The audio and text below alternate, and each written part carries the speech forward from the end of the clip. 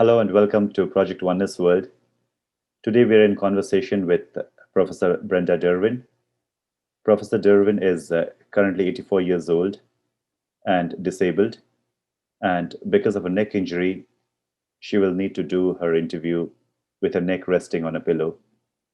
And it is because of her love and support for me and respect for the admiration that I have for her and her work that she has very graciously agreed to be filmed on video and to have this interview done with me.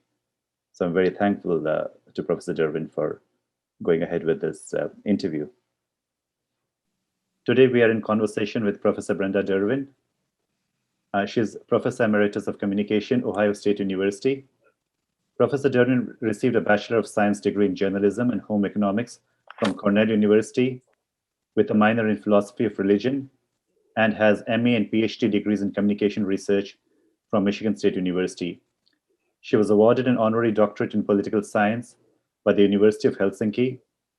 Professor Dervin is a fellow of the International Communication Association and served as its first female president from 1985 to 1987.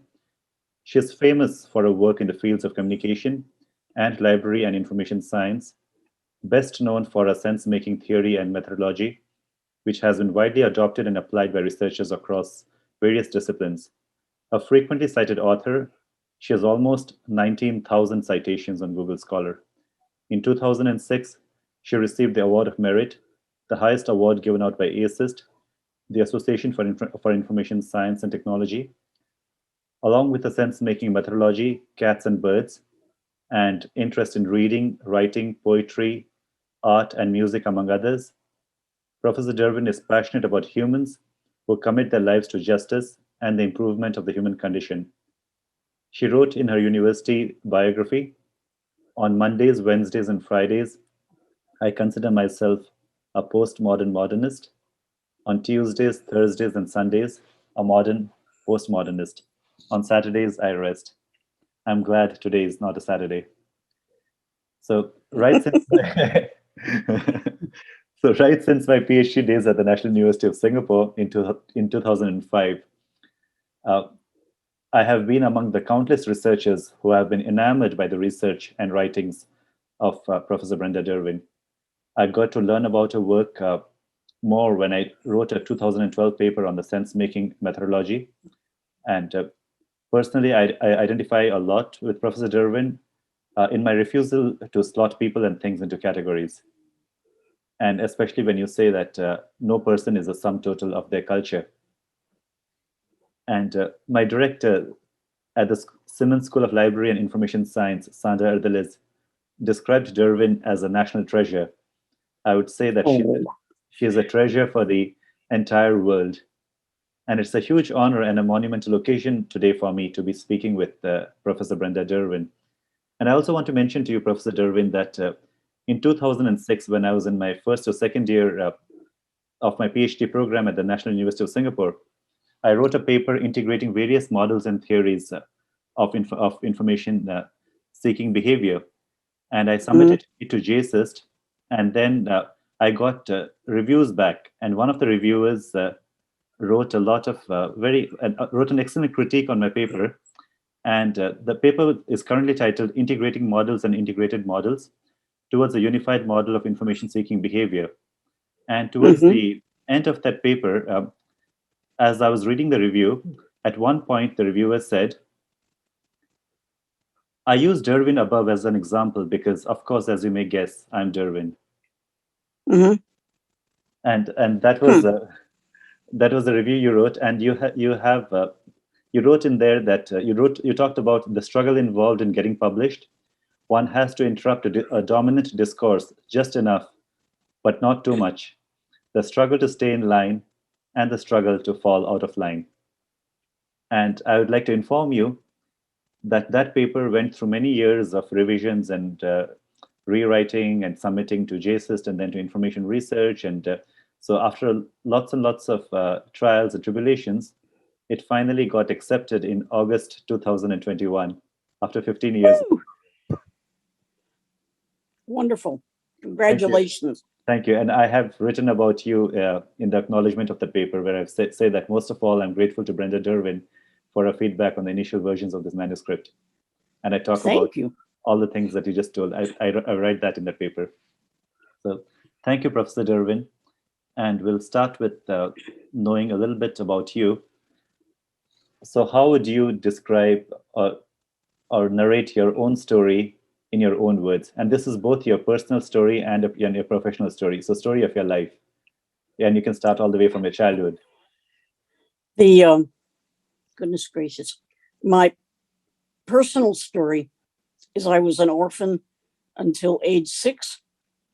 And then I was adopted by a then very wealthy Boston, Massachusetts family. He was a vice president of Allied Artists.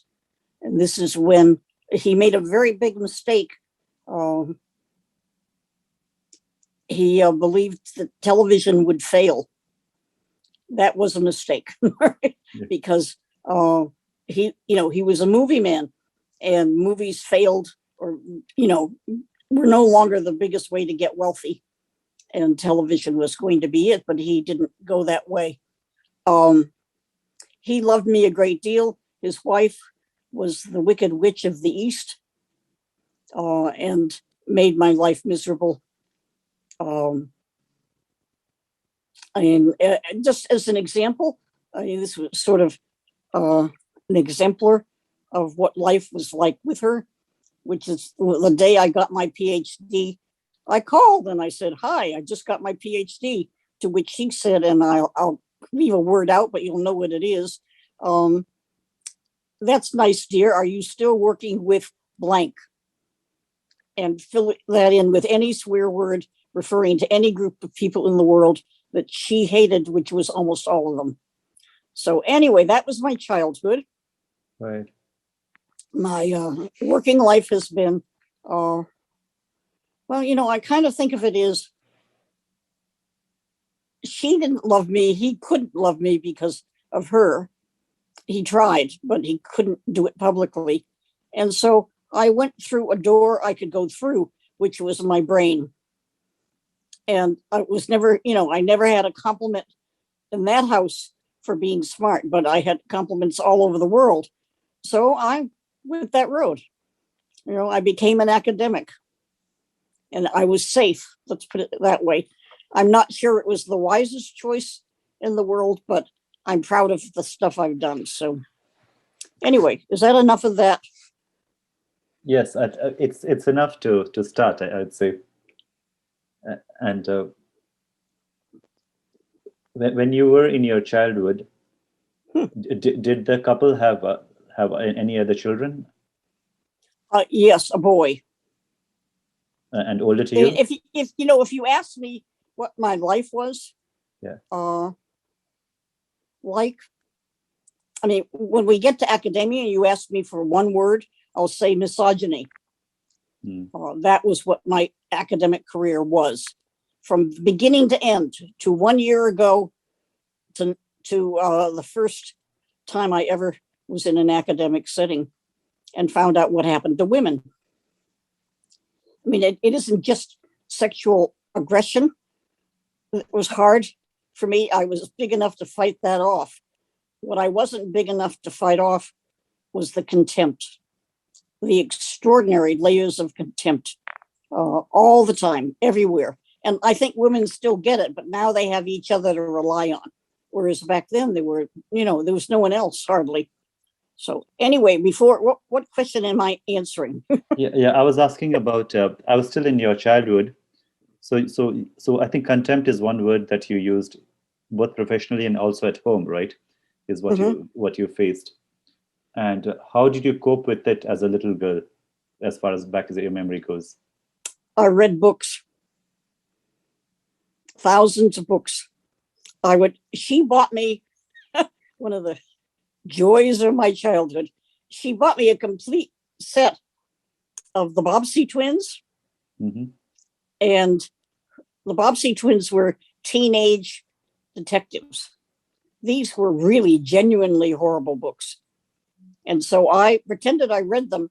And then I remember this so clearly. At that time, there was a very popular pornographic kind of public love story book called Forever Amber that was everywhere. And my father's company was negotiating to film it, but he kept saying it was too pornographic.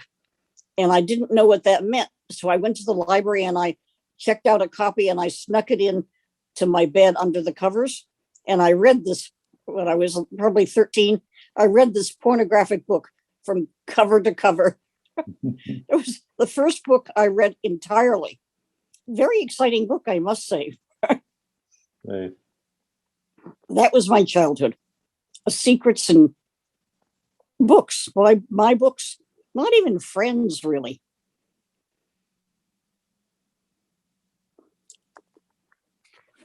And apart from books, what else did you like doing as a child? Oh, I have to have something else. I liked swimming. Like swimming? I loved swimming. And I often swam. We lived on, in the summers, which was really 6 months of the year, we lived on Cape Cod. Okay. On the beach. Yeah. And I was a solitary person. So I would get up and I would walk that beach for hours. And then I would swim. And we were on the Cape Cod side, and over across a bay was the Manhasset, New York side. And I would swim to Manhasset until my mother found out and called the Coast Guard and had me arrested. It was so embarrassing. But I swim. That was a long distance. I was a really good swimmer until my neck went bad. But up until then, it looked like I was going to go to the Olympics. I was such a good long distance swimmer. That's amazing. And which part of Boston did you stay in? We lived in a place called Newton Center. Okay. Which was really, I think, an upscale suburb type. In the town of Newton, in greater Boston? In Newton. Yeah, in Newton. In Newton, okay, yeah. Yeah, you know, I live in Boston, right? I live in the outskirts of Boston, in Sharon, between Boston and Providence. Ah. Yeah, so yes, I have friends in Newton, so it's I know. I love Boston. It's a beautiful, wonderful city, and it's smaller than smaller than New York, and more homely and friendly in many ways. Yeah. Oops! Oh, look at this. Yeah. So as you grew up, and you said that you found you found some solace, an escape in some ways in academia. So how did you what led to your career, and how your study, as you were studying, doing your bachelor's, your master's, and your PhD, and then into your job and career? You want to describe some of that? Well, I married a young man whom I later divorced because I shouldn't have married him. And it was, both of us were too young and too hurt. But we went to Cornell together. Okay. And then we went to Michigan State, and he got a master's and I got a master's and PhD. Unfortunately, I think what happened there probably destroyed him. And it didn't destroy me, other than sending me deeper and deeper and deeper into academia as the only world I knew. And that's not a bad thing. You know, it's a limiting thing, but I don't think of it as a bad thing, because I gave so much energy to academia. I got so good at it, and that's not, I don't think that's a bad thing, but I think what happened, it's very interesting because I've not really figured it out totally. When we were in Michigan State in grad school, I think there were 2 female doctoral students. I was one. He flunked out. And I think what happened to me is partly cause of why he flunked out and left. And I never heard from him again. And he died very recently well, not, yeah, 10 years. I mean, for me, that's recently. He was probably in his late 60s when he died. Right. Because I kept in contact with his mother every once in a while because I loved her a lot. Anyway, there we are at Michigan State, hoping to have a happy life together. And a horrible thing happened, which if I could have predicted was going to happen, I wouldn't have let it happen. I was the best student. And the reason, I mean, not just best, I mean, it was like over the top because they gave all of these memory tests. Right. And I have a photographic memory. And so I was getting, I mean, like poor Navin Jain, my dear friend Navin, who I actually, there are too many Navin Jains in India. I wish I could find him because we were all, this is the first time it happened. We were all standing at the blackboard looking at the posted list of the first exam for, I think there were 100 students, 100 PhD students. And they had the list of all the students and all their grades on this exam by student number. Right. Except for me, Dervin B, and Jane N, at the very top with our grade points listed, something like 2 or 3 standard deviations above the highest other. And so there we are standing around this list, and behind me, big leader in communication, said, quote, I'll do this one completely with the swear word. That Dervin cunt, if she was my wife, I'd kick her damn ass down the hall. So that happened. And Navin Jain reached out. We'd never talked. I didn't know who he was, but he reached out and he grabbed my hand. And then he put his arm around me because I was going to fall down. And we became dear friends. And I retreated. I mean, if there was a possibility of, I mean, it's sort of like I was thinking yesterday of how to explain it. If you give me a bunch of big names in library information science, like who's the biggest name in information science and technology now? Brenda Dervin. Well, no. I don't think that's true. I think, like who's the power? Who are the power people? I think it changes. It is a whole generation of people looking up to certain people. And I'm not sure if any one person holds it, but it is mostly based on influence over time. And different people look up to different people. See, now I look, well, yes, that I would agree. And I think you're a very idealistic person, aren't you? I guess I am, yeah. Yeah, and I am too, except I'm old now. So my idealism has tarnished, I guess. I tend to think of it now, like if I was looking at the ACES leaders now who are being asked to speak here and there and asunder, and because ACES is the only organization I still pay to be a member of. Right. Because I can't afford all of that membership fees. And it's looking at all the names. All the names are people who are not great scholars, known for having traditions of work. They're power players. And I was never invited to the room with the power players. And if you look at, I mean, I know in my field, the one I was educated in, the power players were never the great scholars, ever. Right. So all of my mentors and my close associates in the field of communication were people like William Stevenson and David Berlow, and they might accidentally get a position in the organization, but they never counted as power players. And I don't mean power players intellectually. I mean power, who gets invited where, who gets what kind of power. Yes, I think it's in a way separate and related. So one is your research. I would agree, yeah. Yes, one is your research and your writing and your grants and your students and your work and all of that academic work that you do.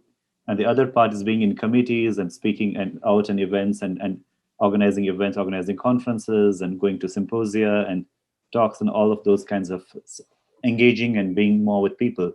So the two could be related. One person could be doing both of those things, but one person may or may not be interested in both the things. And one may be drawn to either of the two, depending on one's interest.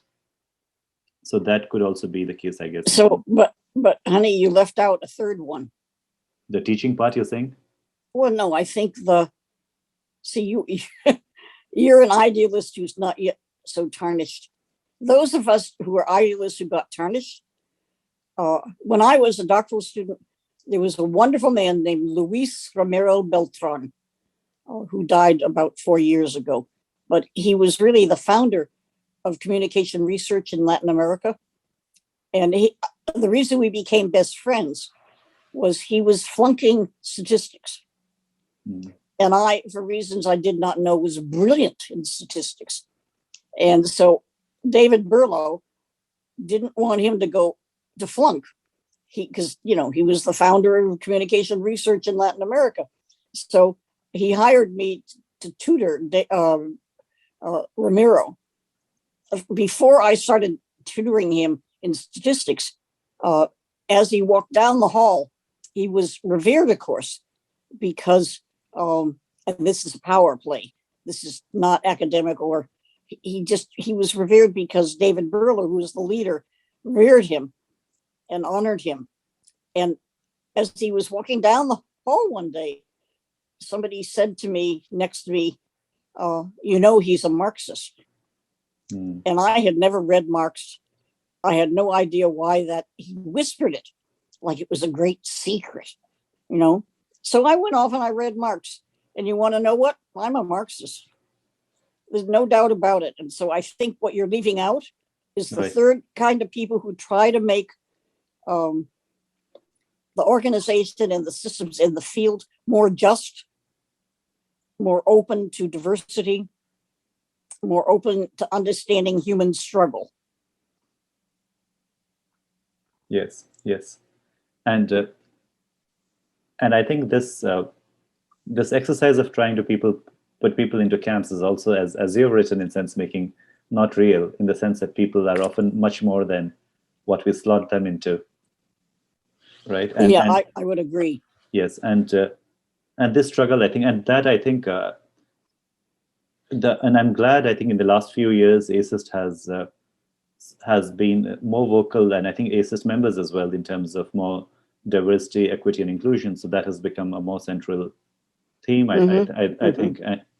And in the last few years, I think the membership, the demographic is also changing. So we're getting, I think, about 1/4 of our members outside of, like, from a big chunk from outside of North America. I think not more than, maybe even larger numbers, but numbers have been really growing, I think. So we are becoming more international now in terms of. Oh, yeah. Yeah. Would you say genuinely international? I would not say genuinely international, because that would take a huge amount of time, and that might take another 50 years, I think, to be genuinely international. But I would say that more inclusive than what it has been. So that there has been more and more movement towards inclusion with every passing year. Yeah, I don't have an answer to this struggle in my mind about all of this, but I was reading the other day of an organization in the social sciences. I can't remember which one, but was welcoming more women. Right. And saying it was a solution to their diversity problem. And I think that when a group of power players look at a group of other people with a name in a box, in other words, all women in a box, all of them are women. And because we have admitted more of them, we are now feminists. That's what they said. And my answer to that is what usually you get from activist people in diversity groups, which is, you don't know me until you know my struggles. Right. Yeah. And that means real struggles, not the things you think are struggles, but the struggles are being spit at in every academic room you go in, which the first doctoral student who was Black at MSU, that happened to him. Every time he went in a room, somebody would say something horrible about him. And that's more of a struggle than how to write a damn paper. Yeah, yeah. And you're right. I mean, what one person goes through, only that person knows, and other people can try their level best to study it or to talk about it or to learn of it, but you have to live it and to feel it to know it. Yeah. Well, and I think the thing that's scary for the privileged side is that now the marginalized side is getting together and speaking in one voice. And that's scary. Right. I mean, I think that's one of the things that's happening all over the world right now. And who knows what the end of the road will be. I don't think we do. Right, but it's important, I think, because the marginalized need to speak up and to advocate, and then so that those issues become well known, and then people are able to find solutions to them. Yeah, I'm trying to remember now. There's a book out called "I Am Not Your Negro," and this is Brenda's cognitive challenges. His name was, I can look it up, but I don't want to interrupt the Zoom. No, that's fine. Look up I Am Not Your Negro if you can. Right.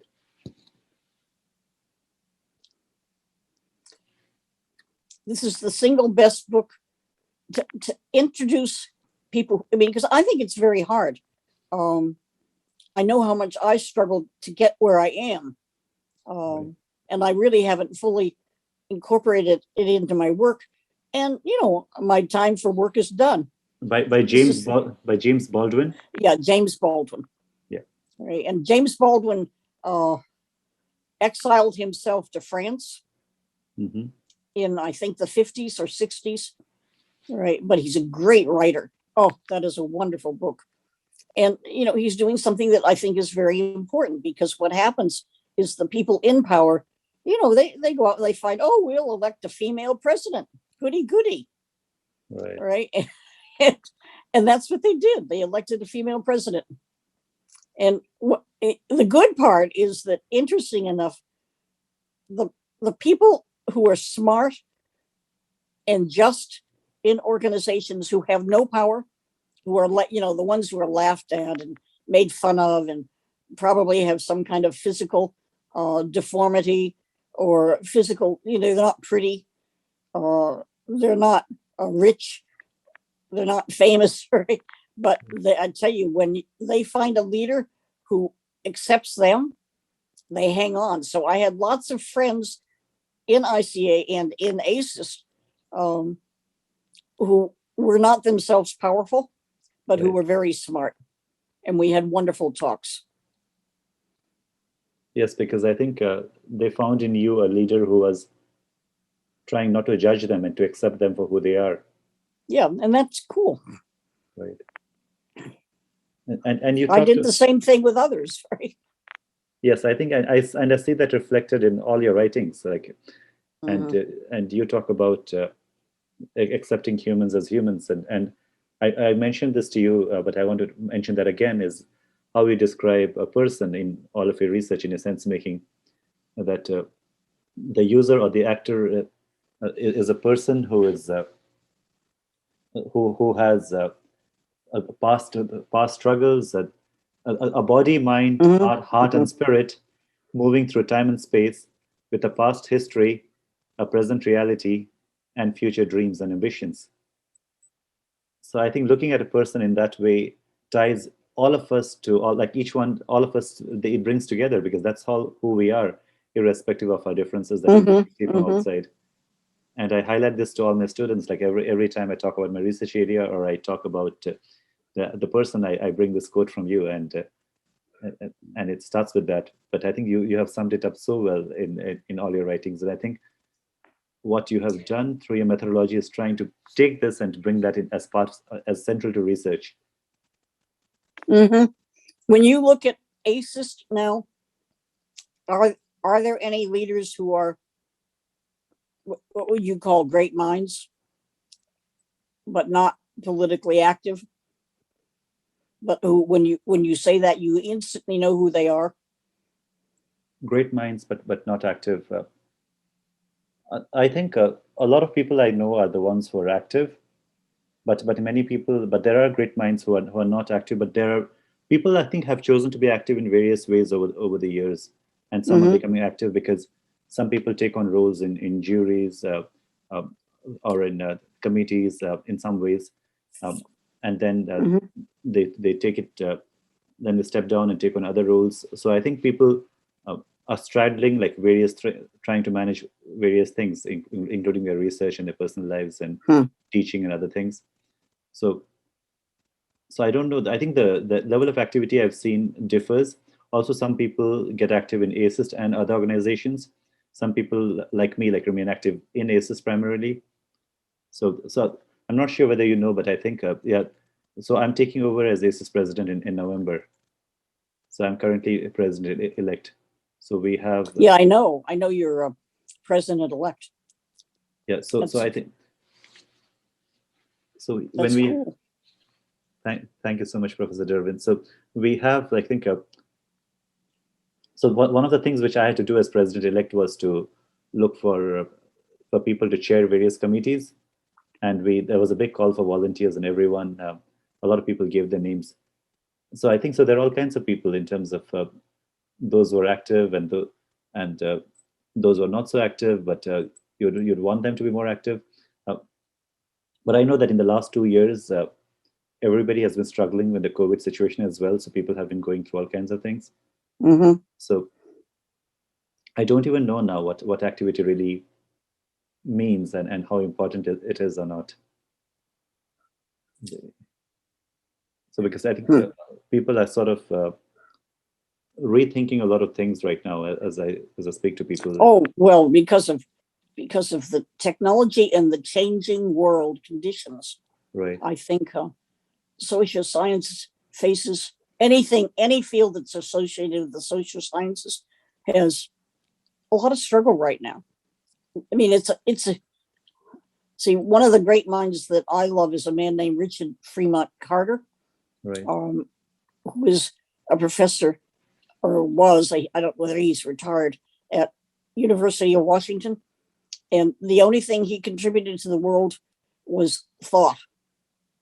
Brilliant thought. That was his contribution.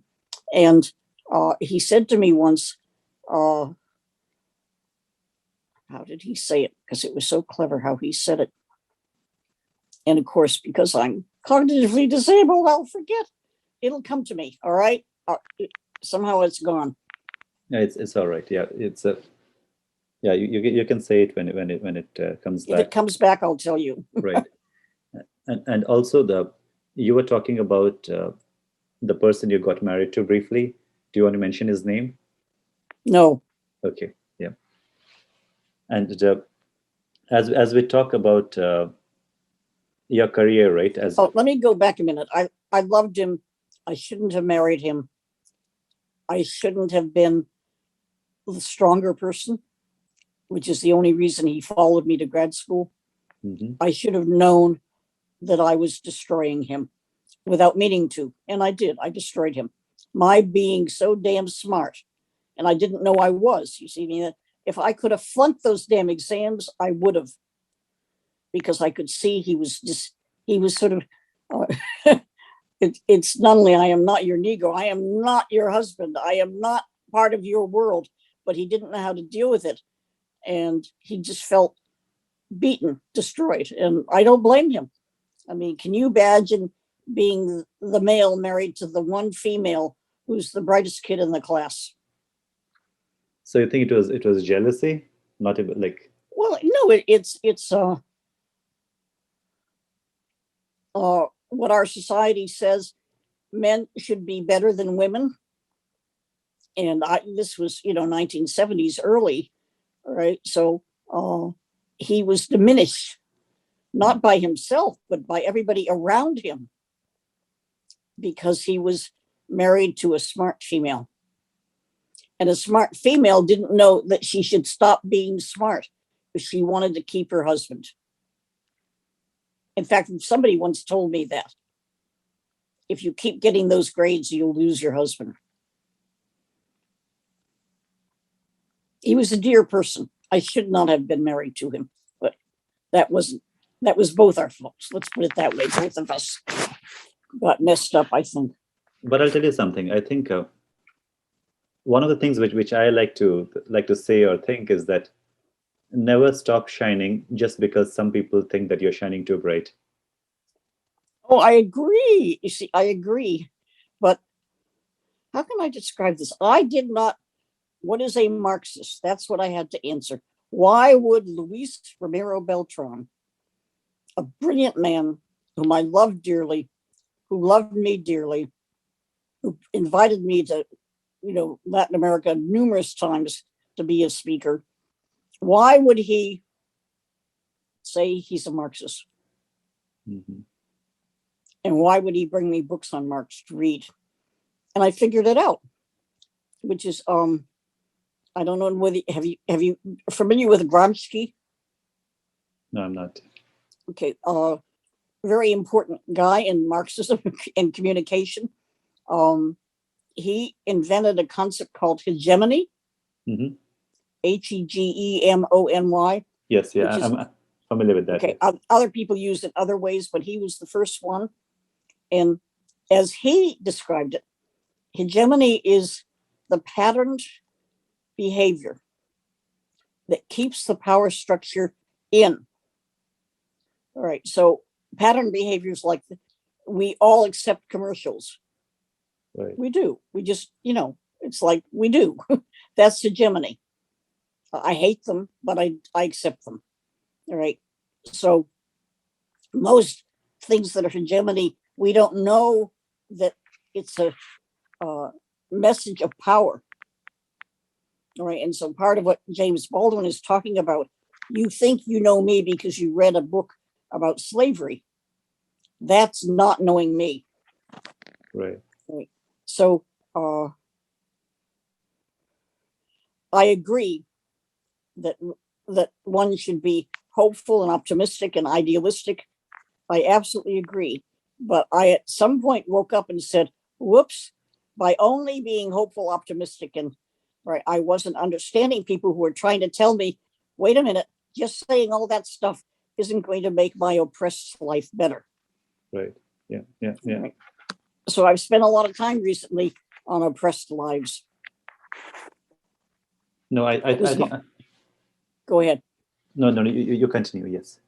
Oh, I thought, I was going to live long enough to write about what I learned this past 5 years. But I'm not going to live long enough to do that.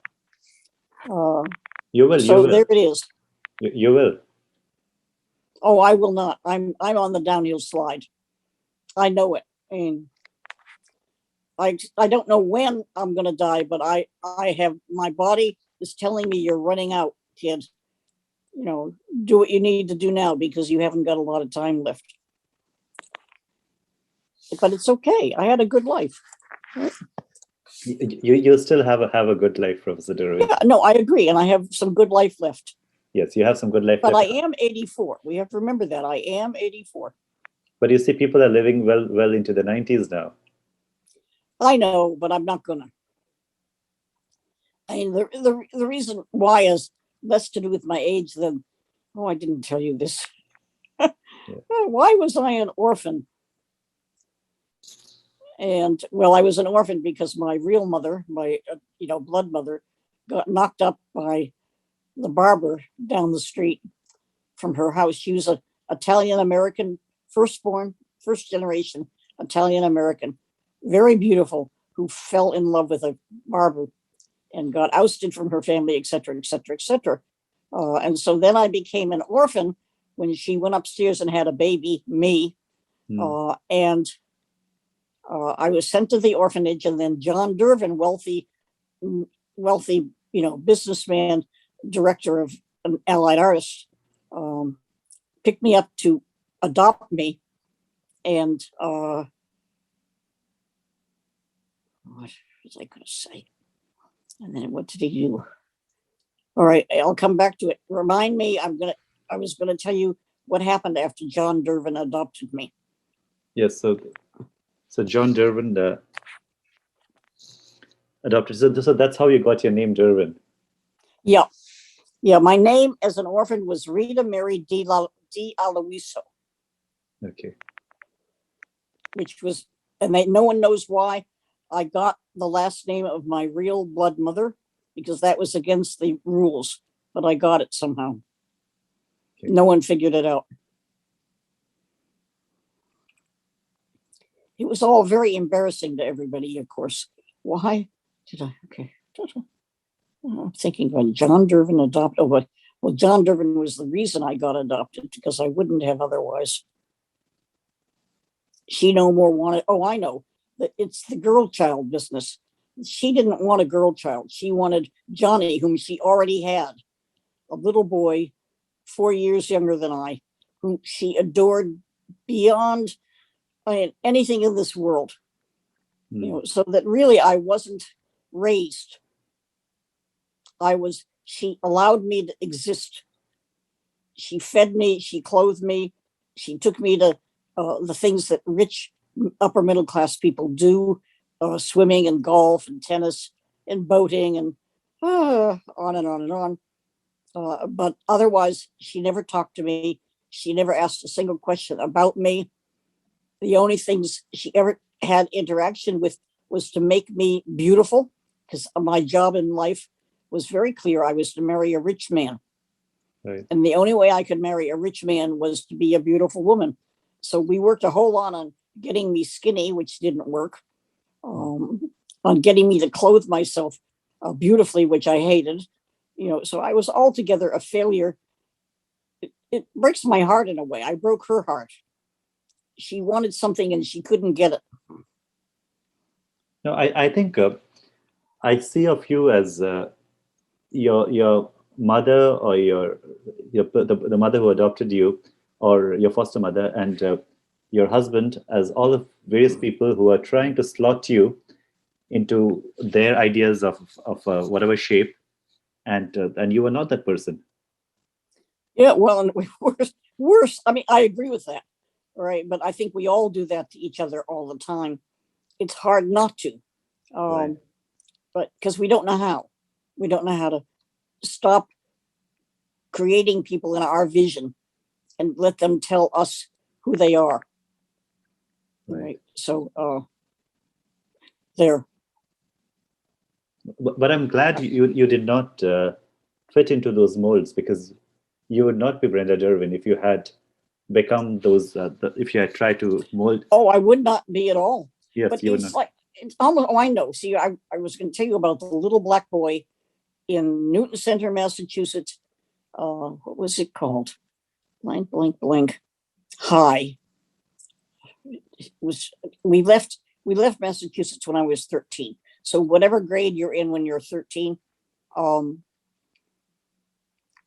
was a little black boy, the only one in the room, in the upper right-hand corner of the seats, the third seat back. And I sat there just entranced by the fact that everybody in the room was avoiding him. It was like he didn't exist. And I seemed to be the only one who noticed that he existed. And I've often thought about that, because I think it must have had to do with being an orphan and never being talked to. Mm-hmm. That I spent a lot of time observing things. And part of my passion was to observe how other people were being treated, because, of course, I wasn't being treated well. And so I did a lot of comparison shopping, you might say. Right. So it always has struck me that I was obsessed with the fact that just because he was different, he was being hated, really. Anyway, yes. Yes, I think what you said was something very important, in the sense that you're being not accepted for who you are made you more accepting of all kinds of people. Yes. Yeah. Right. Because that's how I learned. That's how we learned. Like, so you learned. I mean, I could have done something else. I could have been a serial killer. And in fact, who told me that? One of my doctors who was taking care of my neck, because I forgot to tell you, I was thrown down the damn stairs by a priest in the orphanage. This is a compelling event of my life, don't you think? And I never tell people, because having been thrown down the stairs, I had a big injury, all the time a big injury. And so I was trying to figure out why I was different and how they were different. So I became really, in many ways, obsessed. And how old were you when you were thrown down the stairs? About 5 years old. And That's why I have a neck injury. So you got that early at when you were 5? Oh yeah, I mean, this is the first time I've ever said this in an interview. My craziness is that I had a severe brainstem injury, dizziness, constant headaches, constant vertigo, all my life, and I faked it. Right, and the main reason I faked it, I figured out that if I swam every day, right, I was better. I could be like a normal person. And I managed to carry that off until about 10 years ago, pretending that none of that was going on. But suddenly I couldn't pretend anymore, because now if I stood up next to you, I'd start to fall down immediately, right. And you can hear me getting out of breath. So essentially about 10 years ago, and my body went into a downhill slide.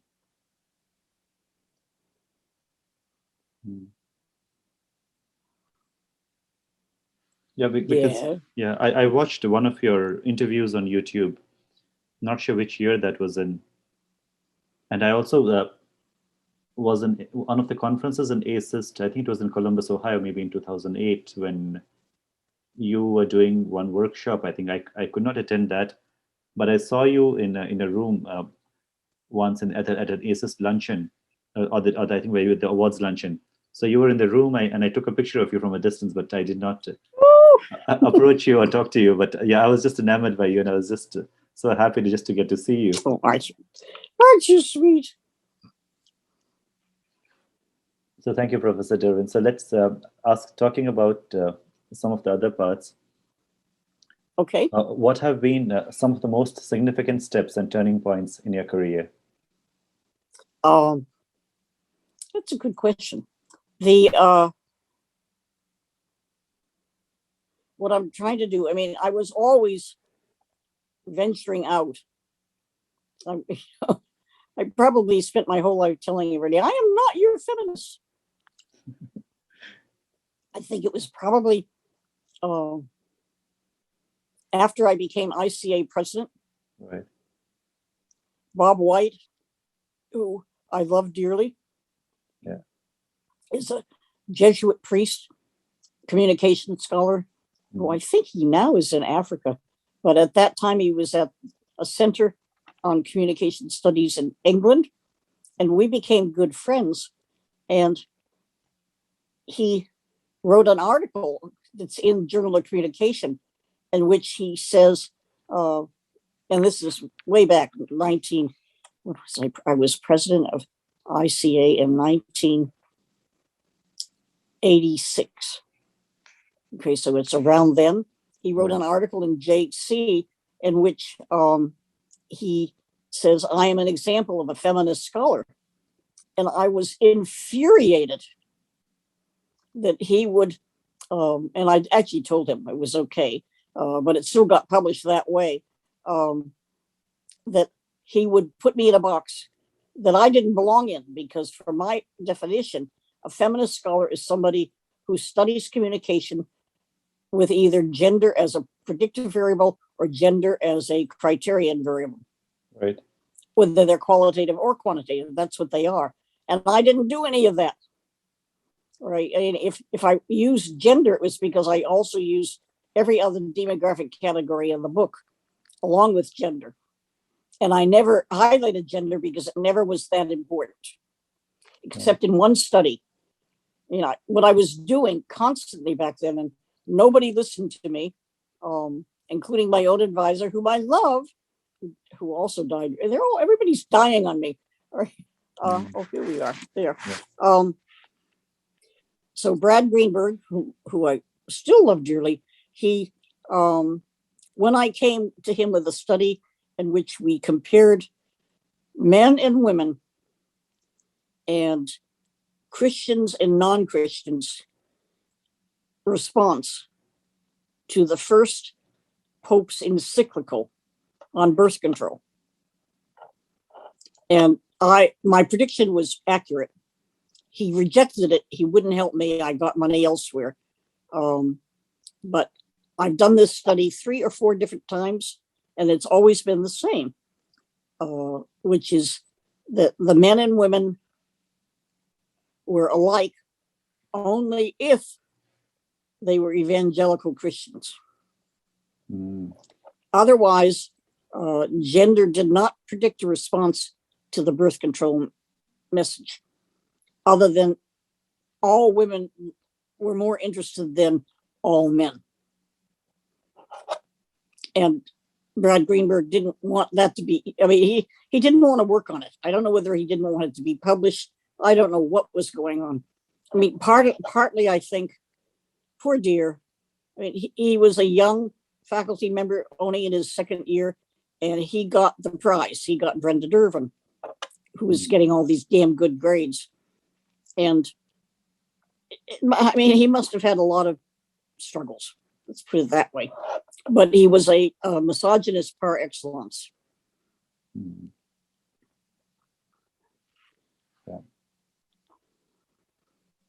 And, you know, it's interesting. My friends from Michigan State and from Syracuse, they're all just sweet men like you, sweet men. I had a lot of sweet men who became my friends. Right.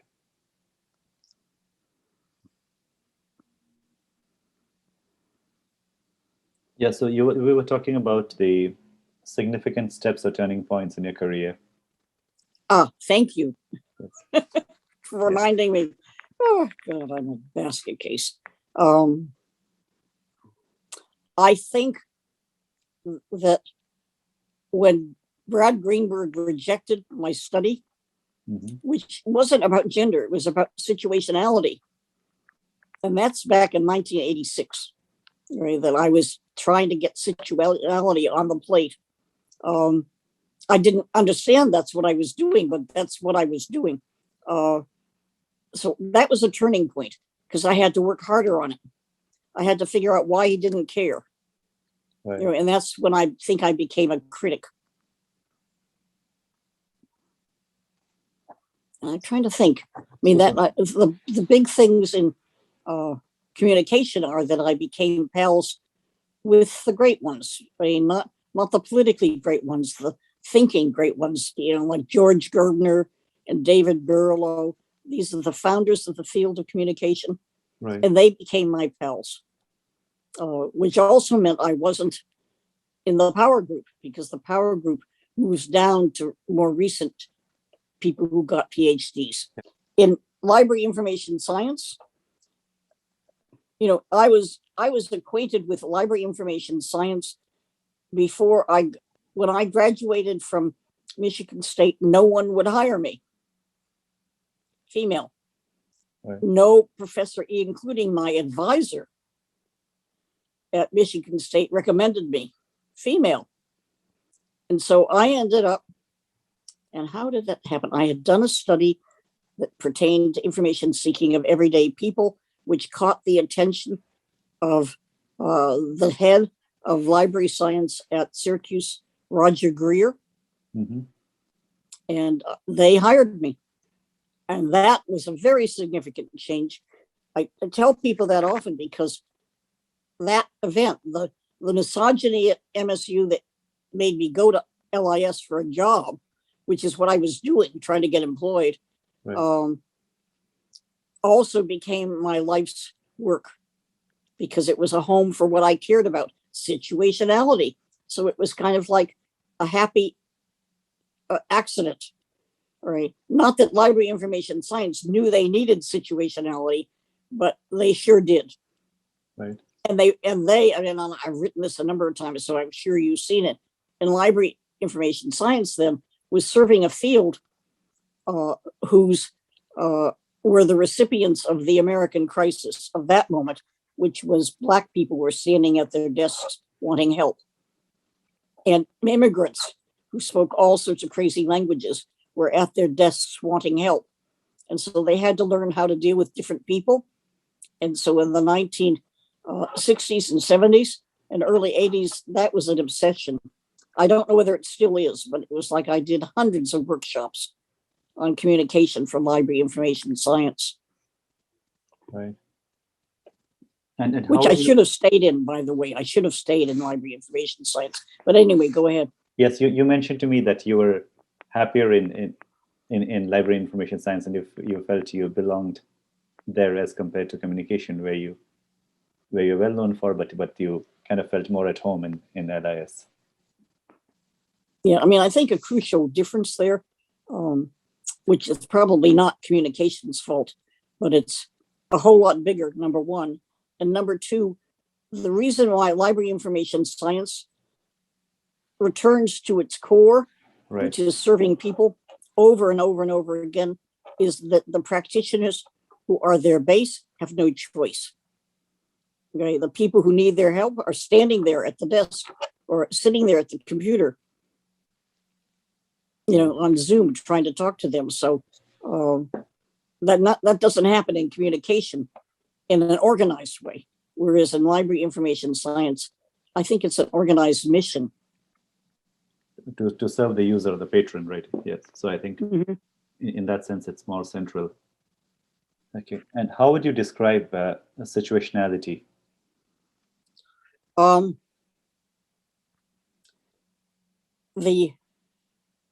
If you think of the things that could, quote, predict communication behavior, or any human behavior, as a matter of fact, you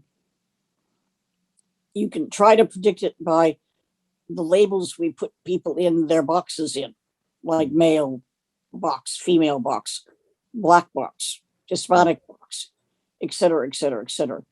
And then we find out that doesn't work so good. So then we try cognitive tests and psychological tests.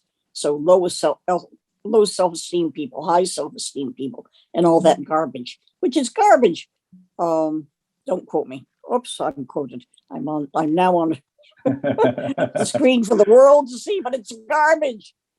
Right. I am sorry. Knowing whether somebody is low self-esteem is not going to predict how they will behave communicatively in a way that you care about, I hope, unless you're trying to keep them in a jail. Right. Because the part of them that you want to know is the part that's looking around trying to make their lives better. Yes. It No, sounds. ask the question you just asked. No, I asked you what is situationality. Want me to do that? How would you describe that? Is what I asked you. Yeah. And I think we don't predict with. Hang on, I'll think of the word. Static labels or descriptors of people as static entities. There it is. All right. So all static descriptors that are conceptualized as applying to them across time space. right. That is not situationality. All right. So situationality would be where we would say that it is time space characteristics at given moments of time as conceptualized by the actor that possibly will predict their behavior or be pertinent to us. Yes, as conceptualized by the actor is the important part here, and not imposed by someone else. Yes. Right. Yeah. So I wrote this book called Exploring Context and Information Behavior. I'm showing it on camera right now. Yeah.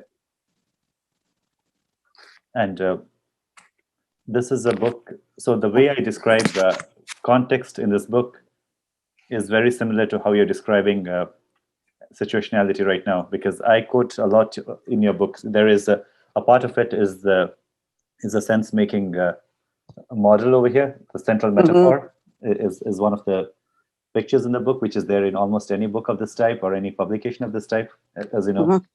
And I quote you a lot, I think, in various sections. And I can, I think when I talk about the the definition of,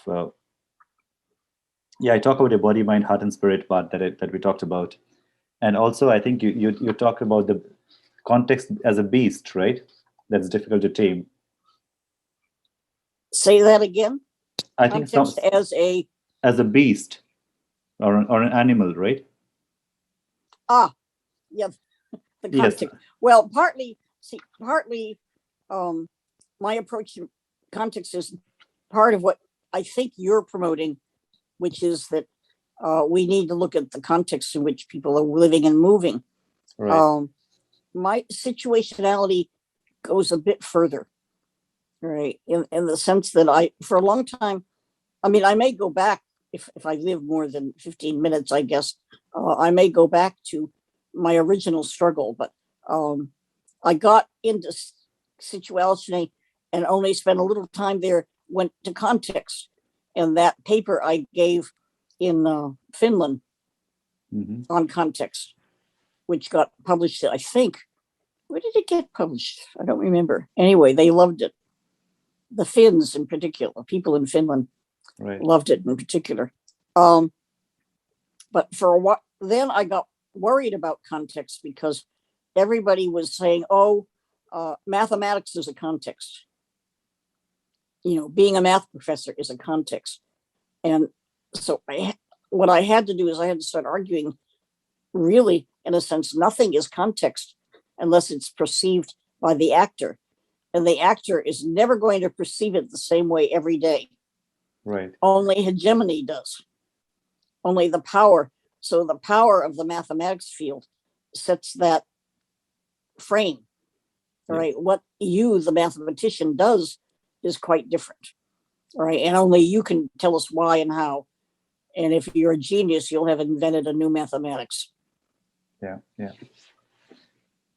I describe, I quote you in various places, but one of them is Dervin in 1997 wrote, "The very question of what is context turns out to be almost embarrassing, and certainly a question leading to a quest that demands extraordinary tolerance of chaos." And somewhere I wrote that. Yes, so I think because I've tried to incorporate all of those various stereotypes about context and context, what people make out context to be, like context being a container or context being the mind of the actor. Yeah. Oh, good. Yeah. Good. So I've tried to put it all together, and that's why I made this painting of this elephant over here, which is to reflect the elephant and the six blind men who look at context, thinking of context as the tail, or like the elephant is a snake, and somebody who feels the one leg of the elephant and says that this elephant is a tree. Oh, that's cool. And so on. So that's cool. What I've said is that different people have tried to put context into a box, and it goes a lot. Yes, and context is something that is created in a time and space by the actor. So when you think of my context as being a professor, when I'm teaching in a class, that's a separate context. When I'm buying grocery in a grocery store at that point in time, that's a separate context. And when I'm talking to you right now, that's a separate context. So you cannot box me into one category saying that I'm a information behavior of a professor. No, that wouldn't I wouldn't fit there, because my behavior changes at every point in time. Yeah, it also sounds like, just because you say or I say someone is in a context X, like professor, teaching class, that may not be their context. Yes. The agent, a lot of my recent work informed really by Marxism and by Stuart Hall, is this notion of the agent has agency. And because the agent has agency, they won't necessarily agree with a damn thing you say.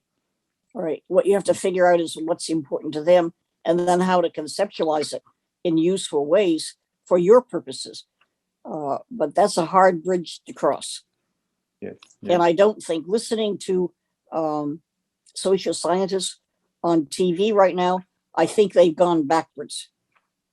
So I think what's happened is the information world out here, primarily run by probably journalists, has become chaotic,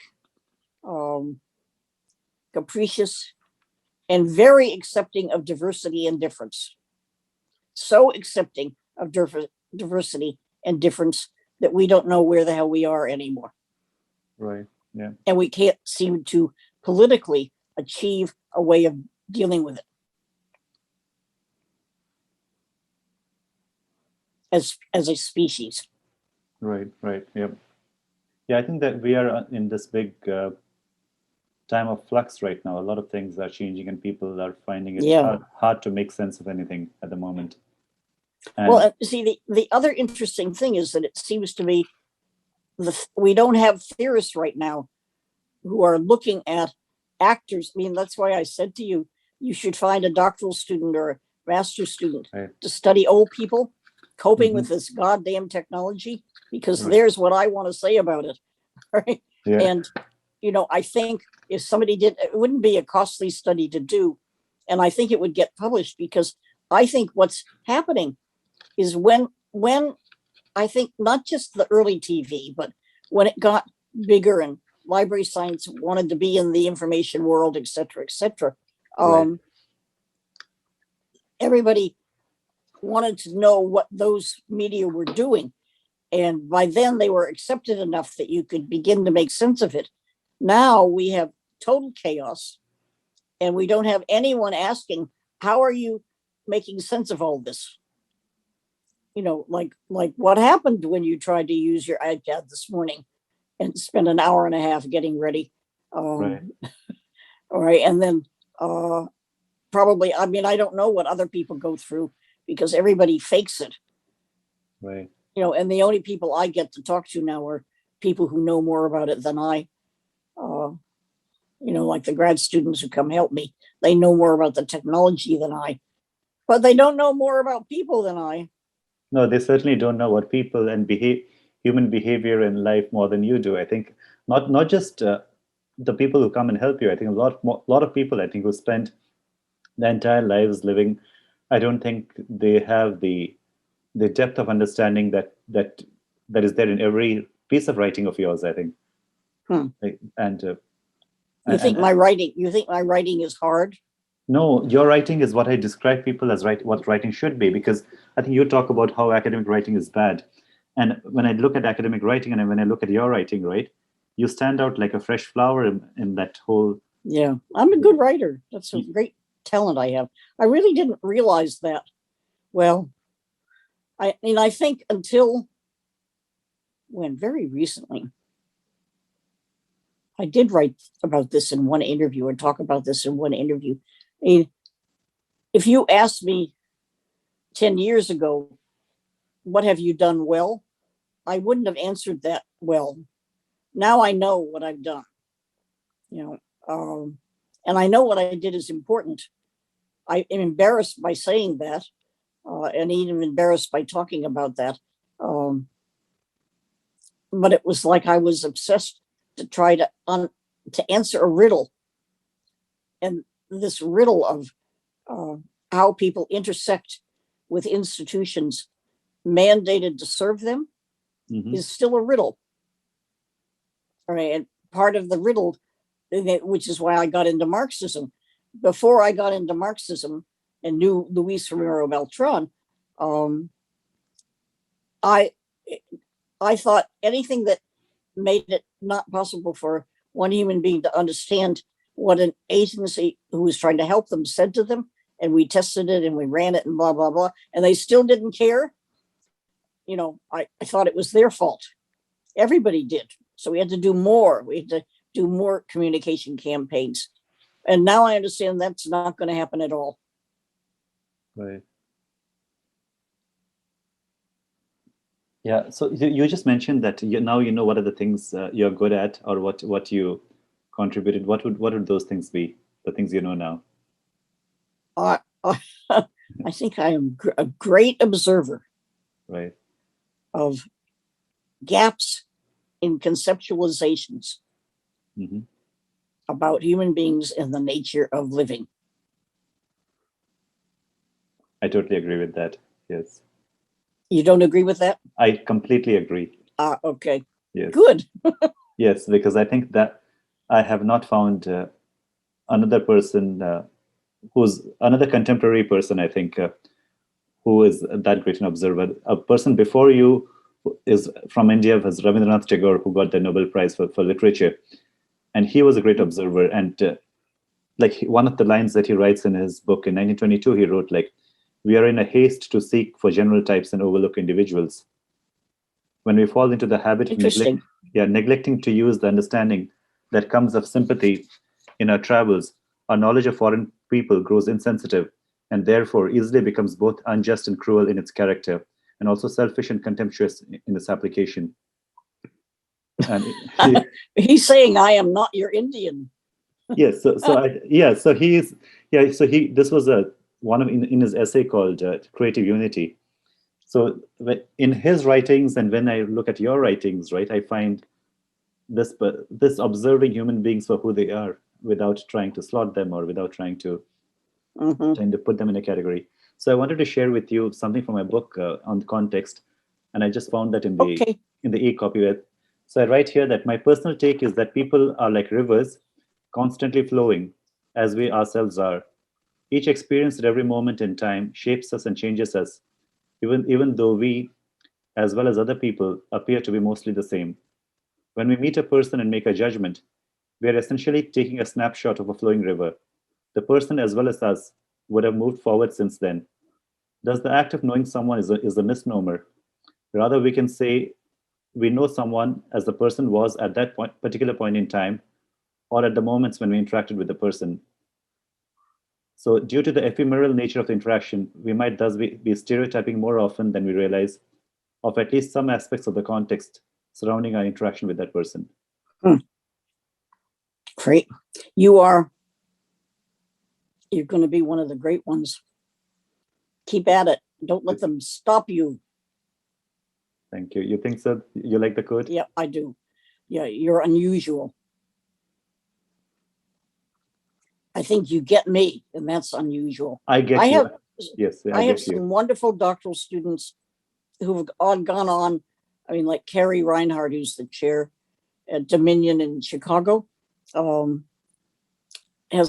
if you go to her website at Dominion, she's the president or vice president or chair or whatever of like 60 organizations, all the way from wrestling to boxing to traveling, and she just goes. I mean, she's a power player in these organizations by setting their directions, and then she does descriptive studies, but mainly using my sense making to study wrestlers, for example.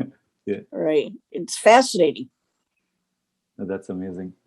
So yes, I think when I first read your writings, I completely identified with it because it was like whatever I was thinking and the way I looked at the world and all that was in a written form in your writings. And so it was like, it was almost like unbelievable for me. Like I just couldn't believe that there's a person who lives and writes and puts all of this into research and into communication and into teaching and all of it. Like it was just amazing. That's cool. Yeah. So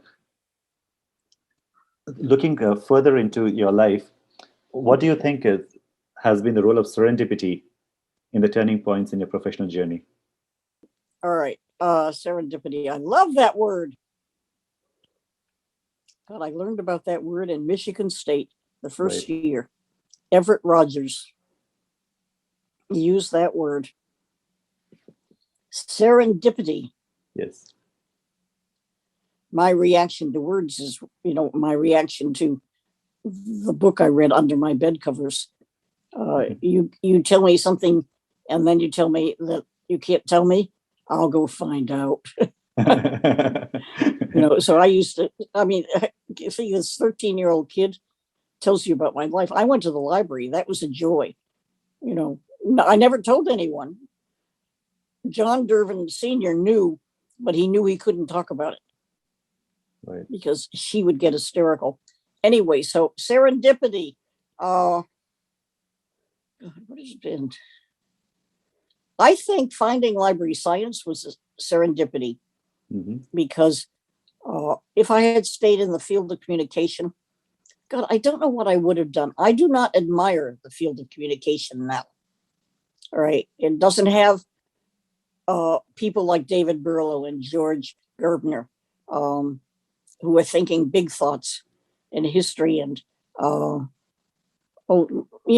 about power and people. And they did fully.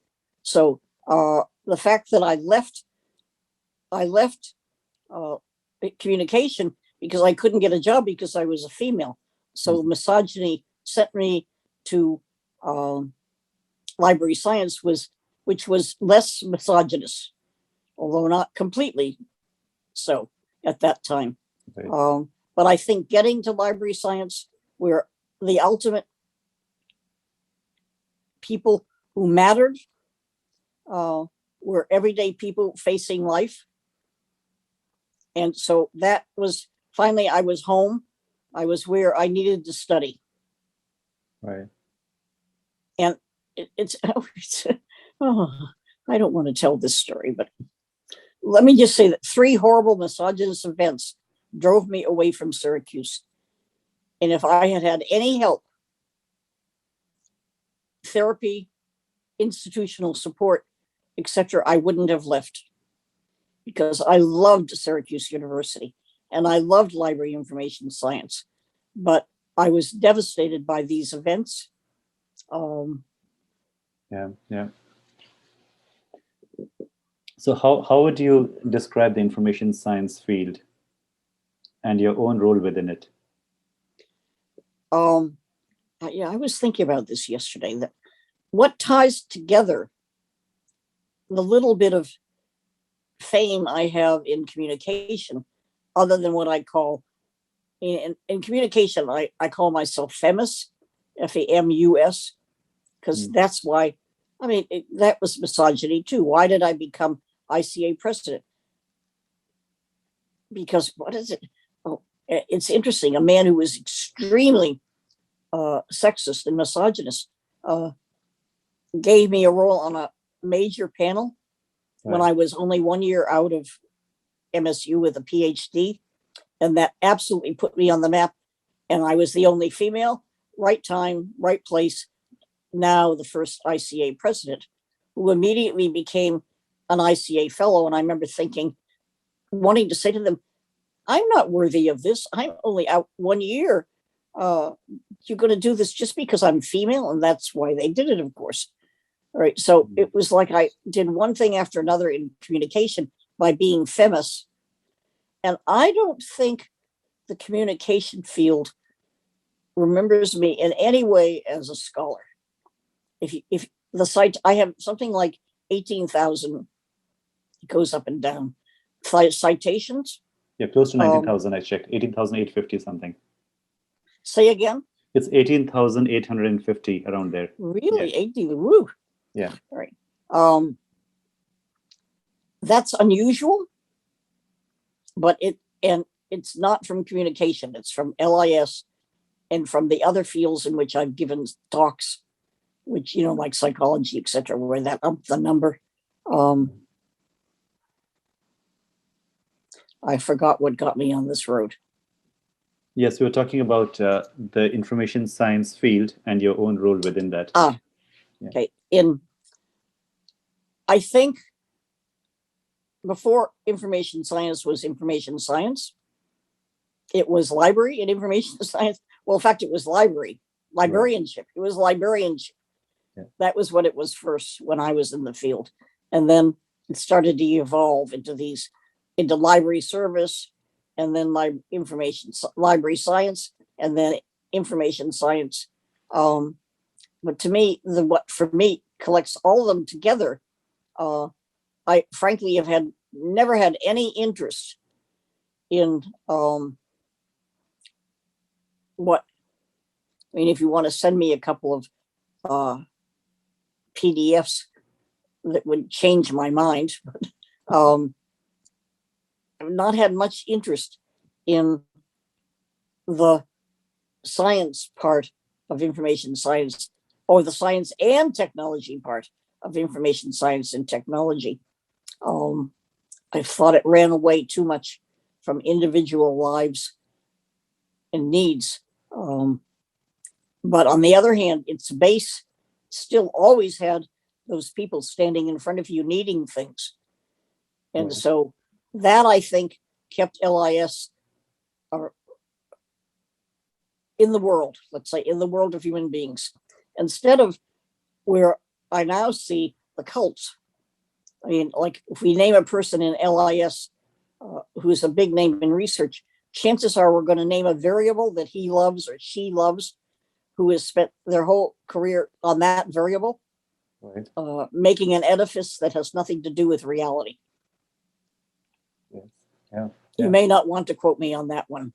No, I thought this was a profound quote. I think this is perfect. And I really do believe that. I listen to last night on TV, there were two social scientists talking about people reacting to the current political situation. And God, they were they didn't know what they were talking about. They kept talking about people who were afraid and maybe they didn't get loved enough. And it's just, that's a cult. Right. Yeah. So I think the main thing that you're saying is that we, as I said, right, all the so-called experts have studied one or two variables and they try to project the whole world with the basis of those variables that they have studied, rather than looking at reality for what it is. Yeah. Right. Yeah, because that's what I find myself all the time. Like, the more I think I understand life, life throws something at you, and then I realize that I know nothing. Because when you're open, right? Yeah. And I think it's those mental models being broken time and again and time and again. I think that's what keeps it interesting, because you see that all that you're trying to do is you're trying to create a few boxes to represent reality, but reality is much more than that. Yeah, and I think for me, I had to say, what is the biggest serendipity for me? Yeah. It's all those darn, and this was not just in communication, but in LIS, and all the fields where I have had any touch, that, how to say it, that I have always had to be sure I added to that these concepts of hegemony, because we're not just struggling, mostly we struggle, in fact, with the power arrangements made by others around us, which serve their purposes.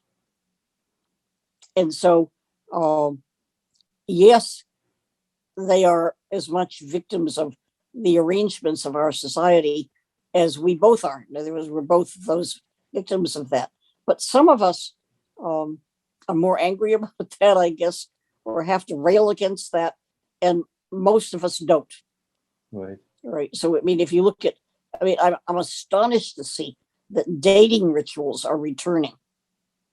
And the notion that women have to be beautiful all the time is returning. It wasn't important for a while. All right. But now it's important with a vengeance. And I look at all of those people who are doing that. As a child, when my mother tried to teach me how to dress, I remember thinking to myself, this is the biggest goddamn waste of time. Right.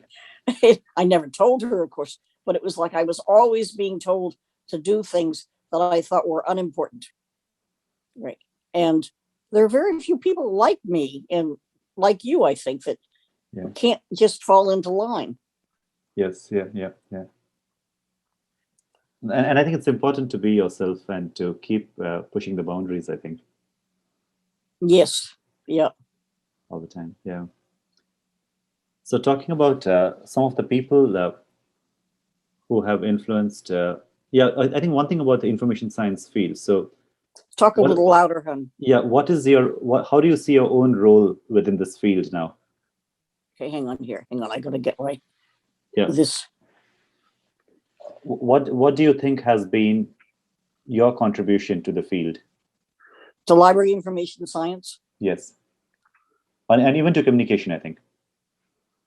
much less to communication because it hasn't endured. Right. But you see, I think in communication, it's because communication, the people who have now, if I'm going to name the people in communication who are the big names, they're all people who have hobbies. That's what I call these little terrains of research where nobody could possibly care except them. And it's interesting, very, very few of the big names. I don't know about LIS, but I know in communication, very, very few people have high citation rates. The people who do tend to be more philosophical, and they are giving something to the reader that is useful to their thinking, even if they don't know how it's useful to their thinking, but they figure it out.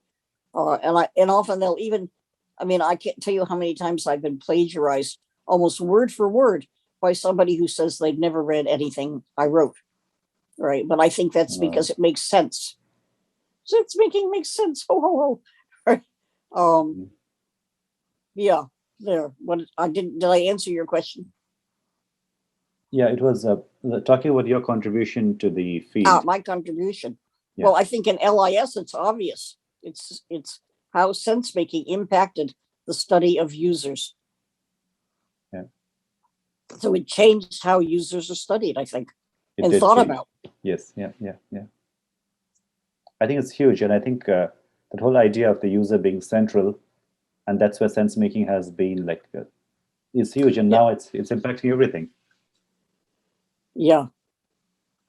I think another important difference that I learned because of the difference between the two fields, communication field was then and still is a field that studies channels, right. TV versus radio versus, interpersonal versus mass.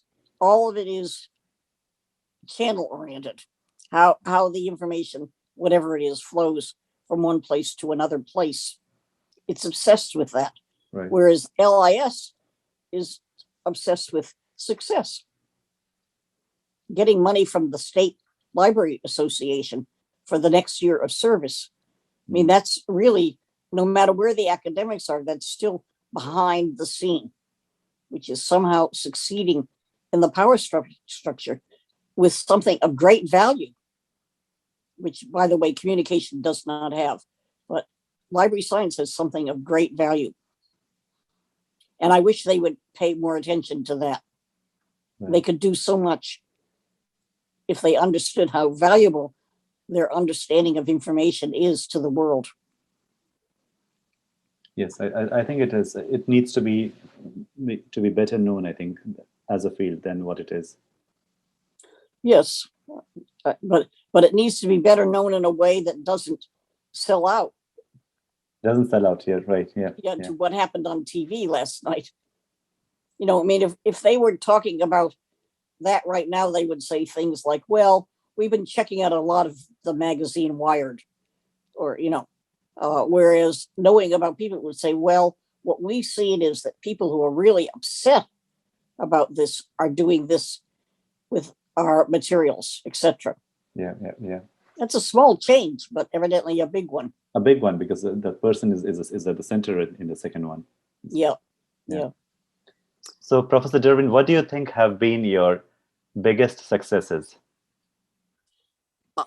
Well, I'm not sure other people would agree with this, but for me personally, I think my biggest success, the one that made the greatest difference to me, was how I developed friendships and colleague relationships with European scholars, because I was one of the first to do so, along with George Gerbner, who also did so.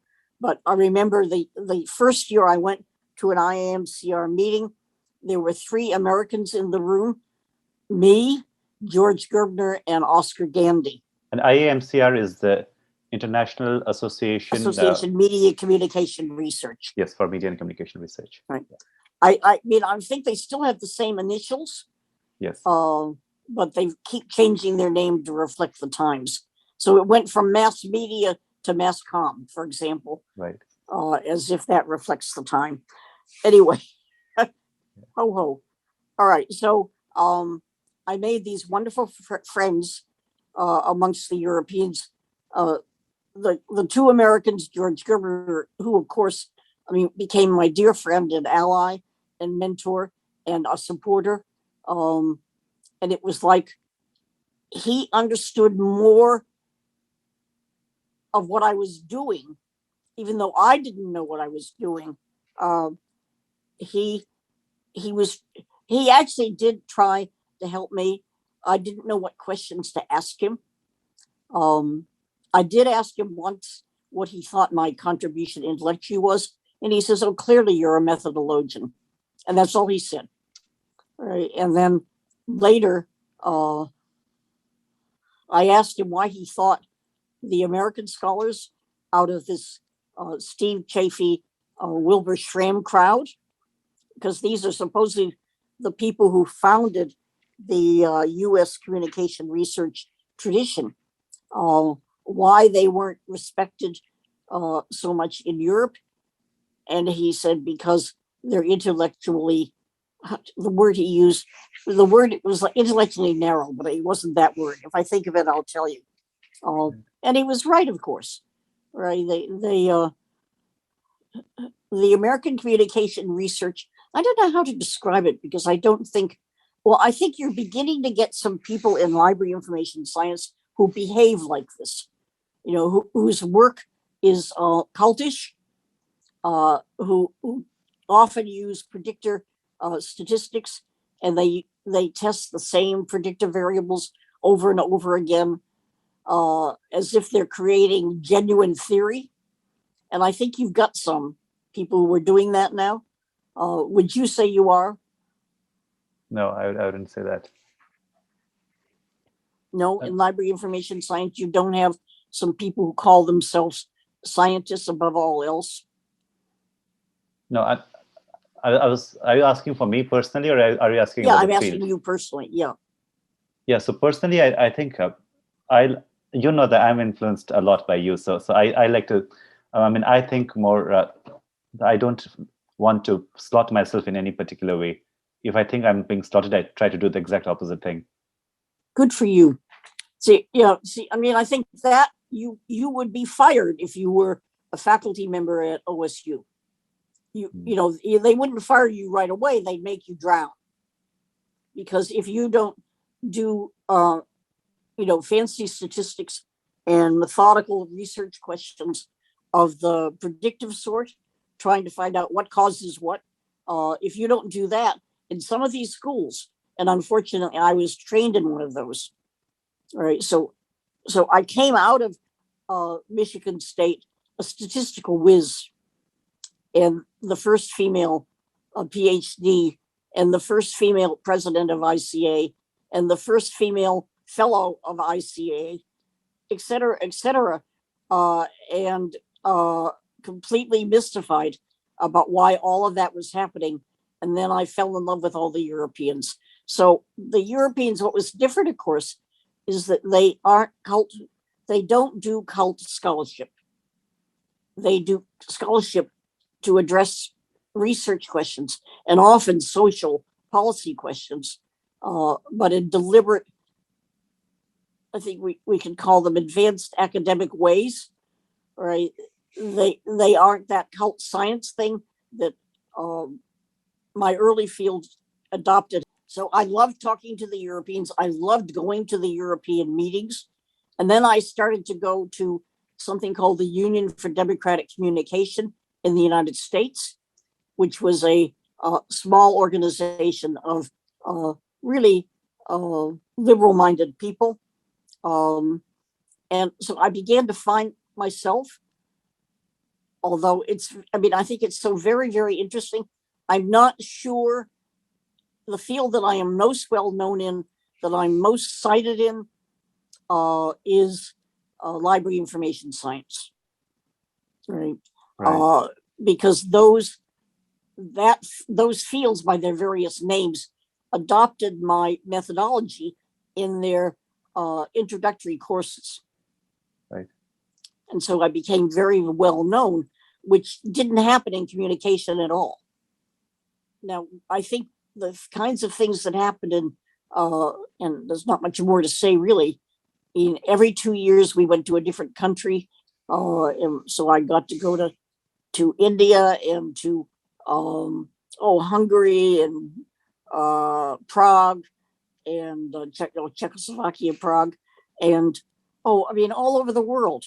Brazil, Venezuela. I started to go all over the world, and I was being asked to speak. It was like I mattered. Let's put it that way. I mattered, and they weren't faking it just to get U.S. money. And I knew that, and so for the rest of my career, until really it was in 2014 that I collapsed. And so I haven't traveled. I think I traveled once to an IAMC conference, and I almost didn't make it. I was so sick. But I was glad I went one last time.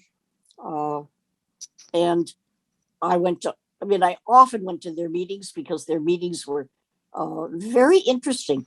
And they talked to each other like normal civilized human beings. When they disagreed with others, they didn't scream and yell. They didn't tell you used a wrong statistic. So it was a whole different, and in fact, some people have said I should have stayed in library information science. But what they didn't understand is that I wasn't a library information science graduate. And so I don't know whether I would have succeeded. They tried to hire me at Rutgers, and I was afraid that I would never make tenure there because I wasn't I wasn't an LIS person. I was a communication person. So all right. Basically, that's how I got the European connection. And when I left the American field, I was very much into the European connection, and I would have stayed there for the rest of my career. Who are some of the people who have influenced your work? Oh, my goodness. I think if you go back to a more recent paper where I'm talking about sense making, usually in the second or third paragraph, I rattle off all the names, but it's like in continental philosophy, it's Foucault. See, this is my brain dysfunction isn't going to work very well, but they're all there. Right. If you get to that, and that paragraph is almost in every article. Yes, somewhere. I have it, I think, in my article as well, where I wrote. Okay, so those I name them. I only name people I value. Yes. Like Richard Fremont Carter will be in every single list because probably more than any other person he impacted my work. Now that was at communication at Washington. It was my first professorial job. Right. And he wrote a paper called, what did he call it? It was a paper that required that I think of people as actors who are moving through time space. And I had, that's not what we taught at Michigan State in grad school. We were taught to study self-esteem and other important things like that. And here I am trying to figure out what this man is saying. And essentially, he's saying looking at people as static entities isn't going to work. Right. Okay. So he's saying things like look for the sense-making gap.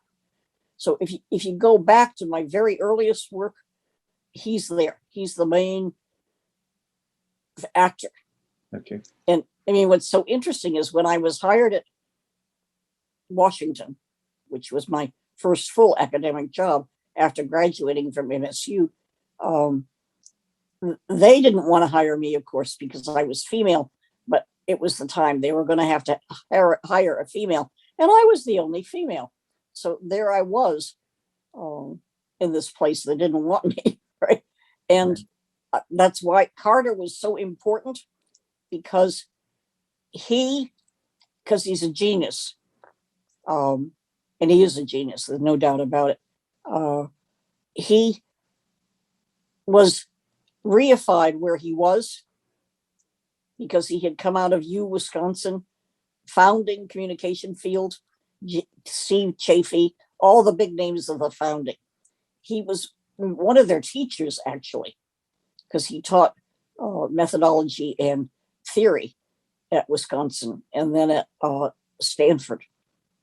Right. So here he is at Washington, and he used to be the most powerful guy in the building because he designed the PhD program all by himself.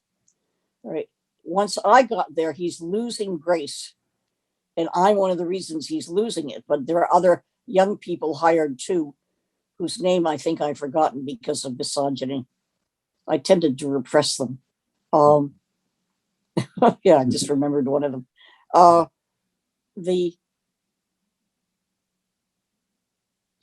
He fell from grace. He was no longer the power figure. Right. He went to his little office and he worked all day writing these really strange papers, which were brilliant if you had the stamina to read them. They were kind of hard to read. So that was the serendipity, because even though everybody else was not a supporter, he became a supporter because he saw I began to use his work well. Right. And that made a lot of difference to him.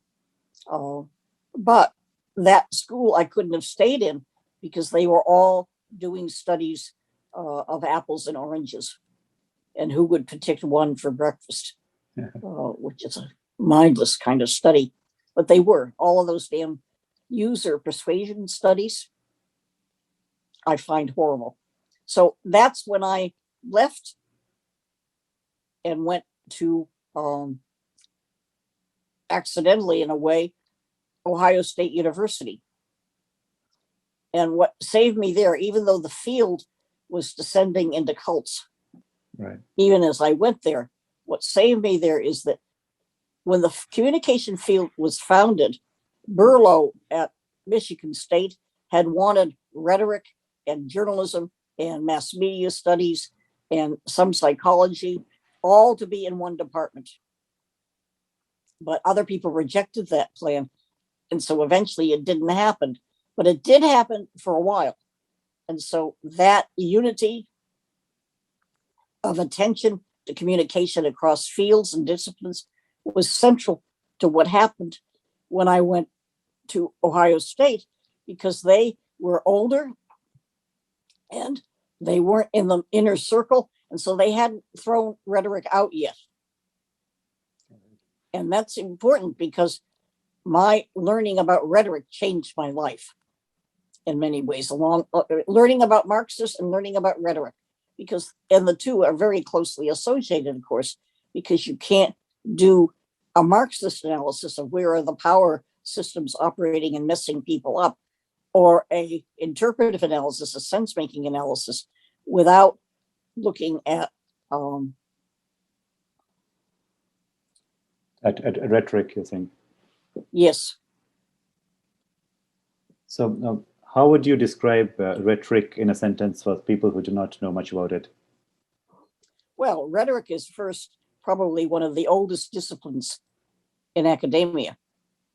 Rhetoric was founded, in fact, it was the only discipline in Greek thinking. All right. Rhetoric was everything, because when a person spoke, they did not speak anything that was completely and could ever be completely described. So you had to understand how they put their sentences together. This is Brenda Dervin. Now, go to a rhetorician and get a better quote, because this isn't going to be good. None of my quotes are ever good on what is a field. You have to understand. Yes, audience, listen, this is just Brenda. This isn't what other people say. And it may be crazy, because it's like, I call it the interpretive gap had to be filled, even if people didn't know that's what they were doing. People couldn't listen to other people and get what they were saying, so they had to turn to rhetoric of one form or another. And unfortunately, rhetoric, of course, is easily co-opted by the, like, I am not your Negro. all of that is based on him reading books about what people say about Negroes and then saying, no, I'm not that. All right, this is closer here. I'm going to tell you what I am, but I am not that. So I think that gap in the human species, that we want to understand other people, but we can't understand other people unless we put communicating, not communication, communicating in the middle. And that's been really my life's work, I think. So can we think of rhetoric as stereotyping in a way, in terms of trying to slot reality into people's, or trying to slot a narrative into people's reality? Yeah, I don't think they would describe themselves that way. Right. I think that's a little bit of their mission, but essentially rhetoric is sort of the non-statistical methodology for studying what people mean and how they create that meaning with words and language, the interpretive turn. Right. You know, so like when Stuart Hall changed the mass media paradigm from media to impact, he put in the middle media agents impact, and in the middle agents were the interpretive term that you couldn't get from media to impact without studying the interpretive term. And so that's rhetoric in a way. There are many different kinds of rhetoric, but if you get a true rhetorician, they'll be all upset about all of this. Yeah. And talking about books, you talked about one of them, and are there any of the books that have really influenced you? Foucault's, who has many. We're going to have to look up books. Okay. Look up Foucault for me. Right. Because I can't. No, that's I can't get on. I mean, in many ways, there are hundreds, because the way I don't read like a normal person, and I used to drive my teachers crazy. I read very, very fast, and I often start in the middle of a paragraph, because by then I know whether the first sentence was worth it. Okay. And usually it isn't worth it. And so I breeze along at 100 miles an hour. And by the time I get to the end, I know if I have been bad and left something out. Okay. So I really, really read very, very fast. And I read so much. And it's so hard for me to name, particularly right now when my mind is going, people who have made such a difference to me. I mean, like Richard Carter hasn't done a book. He did chapters from my books, each of which was precious, but he hasn't done a whole book. Right. I know Bob Taylor. Yeah. Syracuse Library Information Science. His work made a difference. Anyway, go ahead. Bob Taylor. Okay. Yeah. So I was asking about some key skills that you developed that have helped you over the years. You talked about observation. You talked about one skill of being able to observe. And what are the other skills you'd say that have helped you over the years? Okay, you got to say that sentence again. Yeah. So what are the key skills that really helped you? Yeah. Richard F. Carter. How to think. How to think. Okay. I think, it was noticing differences. And noticing that no matter what you did, you'd always miss differences. Right.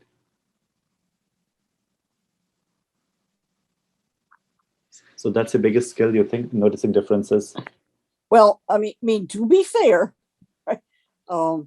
at Michigan State, Bradley Greenberg and the other professors there were obsessed with turning communication into a scientific field. And so, I had 3 courses on advanced analysis of variance and factor analysis. And I whizzed them all. And I actually find it useful, because that kind of analytic thinking is very useful when you're writing, when you're trying to design a project. And you'll actually see that I have used analysis of variance quite a bit in my work. And that may be some of why I'm less important in the communication field, because people don't combine really the kind of statistics I've been using lately are very sophisticated. And like Peter Shields and I wrote an article on telecommunication and people's use of the phone at the time when the phone was beginning to lose its power as an independent being. And that paper, which we wrote, I did the senior on it, it got accepted in 5 minutes by the major telecommunication policy journal, because it was so good. And essentially it was good. And it was that same theme, which is, I forget what the predictive variable was. I'm sure demography was there, but we were pitting it against other predictors and saying what they were understanding about people on the phone was probably not what we needed to understand. And and even went to the campaign in California to get people to accept the idea of there was a bill being put forth that every citizen in California would pay a little bit in taxes so that every citizen in California would have a phone. Mm. So they were translating a phone into a necessary item. And this is probably about 1972. Right. All right. And our work there was highly accepted. It's only because of these analytic approaches that really Carter taught me more than anyone else. Let's put it that way, more than anyone else. Yeah. Oh, that's amazing. What is something you wish you knew earlier in your life? Oh my, what a good question. I wish someone had told me that phrase. I forget who said it, but it's something like, "I'm sorry, my dear." It's a father talking to his daughter, but it's a very literate, great father. He says, "I'm sorry, my dear, to tell you that life sucks. It's extremely hard. You will face many struggles. Many people won't like you. But I'm also delighted to tell you it's a great adventure. And I'm here with you." So I thought that was a wonderful statement. Because I think when I was a little girl, Right. I was told my job in life was to be pretty and wear nice clothes and get married and have babies. And that was what life was. And here I was not doing any of that because I couldn't. I mean, even if I hadn't married the wrong man, it would have been an accident of incredible luck that I would have met the kind of man that I could have loved forever.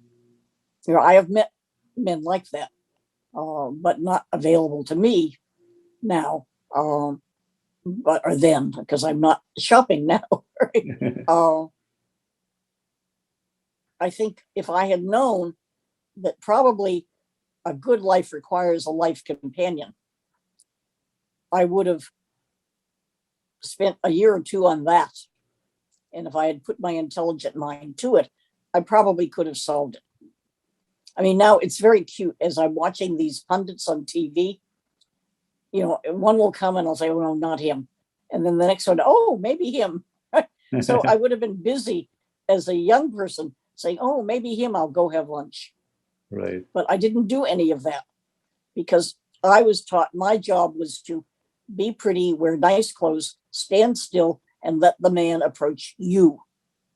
Mm. And if you didn't do that, if you approached the man, you were a hussy or other horrible words they called you. Right. Yeah. So I wish I knew that. Right. And so what are your life principles, values that you follow?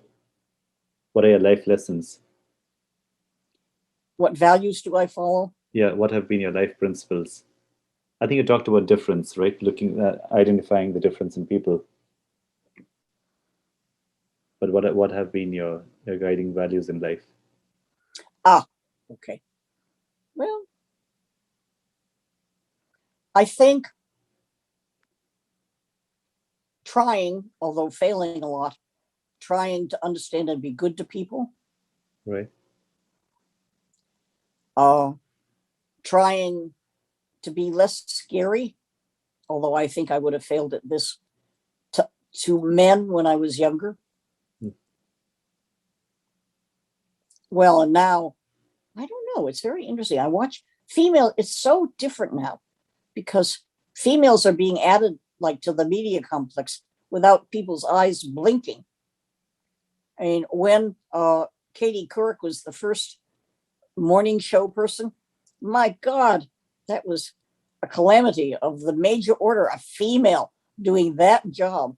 Right. Well, now that, there's no fuss, there are hundreds of them and they're all competing with each other and they're all dressing and they have flippy hair, which is what I call the hair that goes down long. One of the scenes that stands out most in my mind at Ohio State, I had just been hired. It was extremely hard. They fought with each other, but finally they decided they needed me. And so I was hired. And the day after I was hired, we were, being introduced to new people in the hallway. And along came a beautiful woman. Oh, God, she was beautiful with long blonde hair. And she was being interviewed for a job too. And I remember as she was standing there talking, from the moment she arrived to the moment she left, no one looked at me or heard me say anything. They were watching her, and what was she doing? She was flipping her hair. I'll never forget that. Where was I? Yeah, you were talking about your life principles, values that you follow. Well, of course, I think you can extract it. Justice. I think I'm obsessed about justice, right. Equity. Yeah. Political equity, in particular political equity. I think if I had been born earlier when it was more acceptable, I would have been much more of a political activist, which I haven't been. Right. Toward the end of my writing, I think there's more of an activist tone in it, but that's the later years. Right. And I think probably it's fair to mention that I think when you get involved with European social scientists, they are much more philosophical and much more diverse in who they anchor their work on. Right. So I like them better. They go more for what's needed rather than what will get them famous. And I think that's one reason a lot of my citations, somebody once looked at them and it like 50% of my citations at that time were from European journals. From European journals? Particularly Scandinavia. Right. Yeah. So one question I have for you is, what does happiness mean to you? Happiness. Yeah. Oh, good God.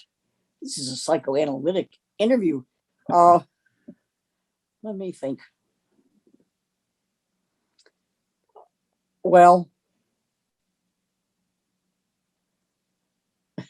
this is very interesting. A friend who's a psychologist told me the other day that she's always worried about me because there are two of me. There's the achiever me, and that's happiness. But it's very different from the other me who loves museums and music and wonderful conversations with people and preparing dinners for groups of people, etc., etc. So I think I have those two kinds of happiness, and they don't get together often, if ever.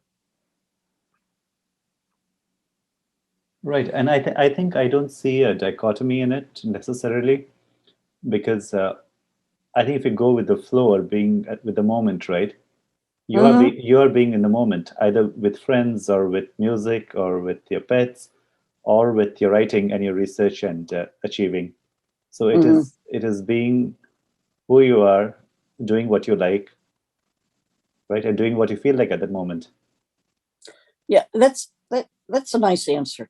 I mean, I think what I've missed, because Marjorie, the mother, Right. the adopted mother, taught me I deserve nothing and should never ask for anything.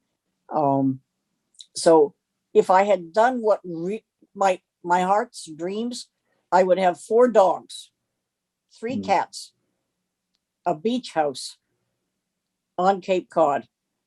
I would be teaching at the Cape Cod University, and I would be a little person. That would be happiness. Right. Now, it doesn't mean I haven't been happy.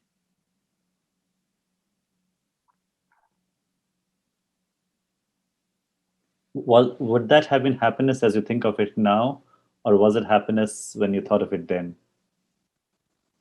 Well, you want me to have been able to think outside of my little "I'm not a valuable person" box. Right, right. Yeah. And I couldn't do that. Yeah. See, so I couldn't have defined the happiness I deserved or wanted because I wasn't allowed to. Yeah. So the happiness I got was being an achiever, right? And picking up lovely friends, as being an achiever allowed me to, by sending me around the world. So, I mean, I had many points of happiness, but it doesn't involve me sitting down and saying, what should I do now to make me happy, because I didn't deserve that. Mm-hmm. You certainly deserved all of it. It's just that somebody made you believe otherwise at that point. Yeah, of course. Yeah. Of course. I mean, it's just, if I was starting over, I would want to do much more work on how parents hurt children and how schools hurt children. So one question for you is, what are your goals now? You're not going to like this. No, this is good, yeah. What are my goals now? Here's my life. I began to get seriously dizzy in 2014. And I retired and I moved to Boise, Idaho. A mistake. I thought I was going to be able to be an adjunct there, but that didn't work out. So I then came here because I had friends here and because it's where I first was an academic. So I came to Washington, and it turned out most of my friends were dying or have died since. So it's like I have very little contact here, but I have some. And I'm so disabled physically that because of the vertigo, that I can't walk without my scooter. And I can't really, in a scooter, if I go to the doctor, I have to hire a cabulance, a taxi that holds a scooter, to go to the doctor. So what are my goals now, given my limitations? I read and read and read, and I will never regret this time, all the way to the death, which may come soon or may come later. I hope not too much later, because lying in bed all day reading or streaming, I do a lot of streaming, and boy, there are wonderful documentaries coming into the streaming sphere. It's wonderful how much good information there is about things we haven't discussed very much. So that's my goal, is to keep enriching my mind and my heart with these attentions to movies and books and streaming. Right. And that's my life now. That has to be what it is. Because nobody, because I'm in an assisted living facility it may change now, but during the pandemic, no one could visit me. Right. So for a year and a half, I've had no one here. Now I'll begin to have, like, Barbara will be able to come. We have always talked on the phone once a week, but I have friends who do that. It isn't that I'm isolated. I have about 4 friends who I have regular contact with, but that's my life. Very different from the life I used to have. Right. and it's okay. So that is Brenda Dervin when you say it is okay. So Well, that, and you see what's okay about it. There's something real that's okay about it, which is when you're an academic and you have things to do, you can't go where your mind wants to. I cannot tell you how much I have learned about slavery since I started to read every damn book ever written on the subject. Or, read 10 books about Jefferson and changes your view of the world. So it's every single book that teaches me more about the world that interests me. It's a joy. It's like I'll see a sentence in a book that will say, what do they mean by that? Why would they say he was like that? And so I'll read 4 more books and find out why. It's cool. That's what it is. It's like how we should educate children. We should allow children to, go after questions and gaps. If they had ever sent me down to the library to find out why Jefferson was hated by John Adams, boy, they hated each other. I would have done it. Even at age 13, I would have done it. Probably would have been better than me finding out what pornography was about. right.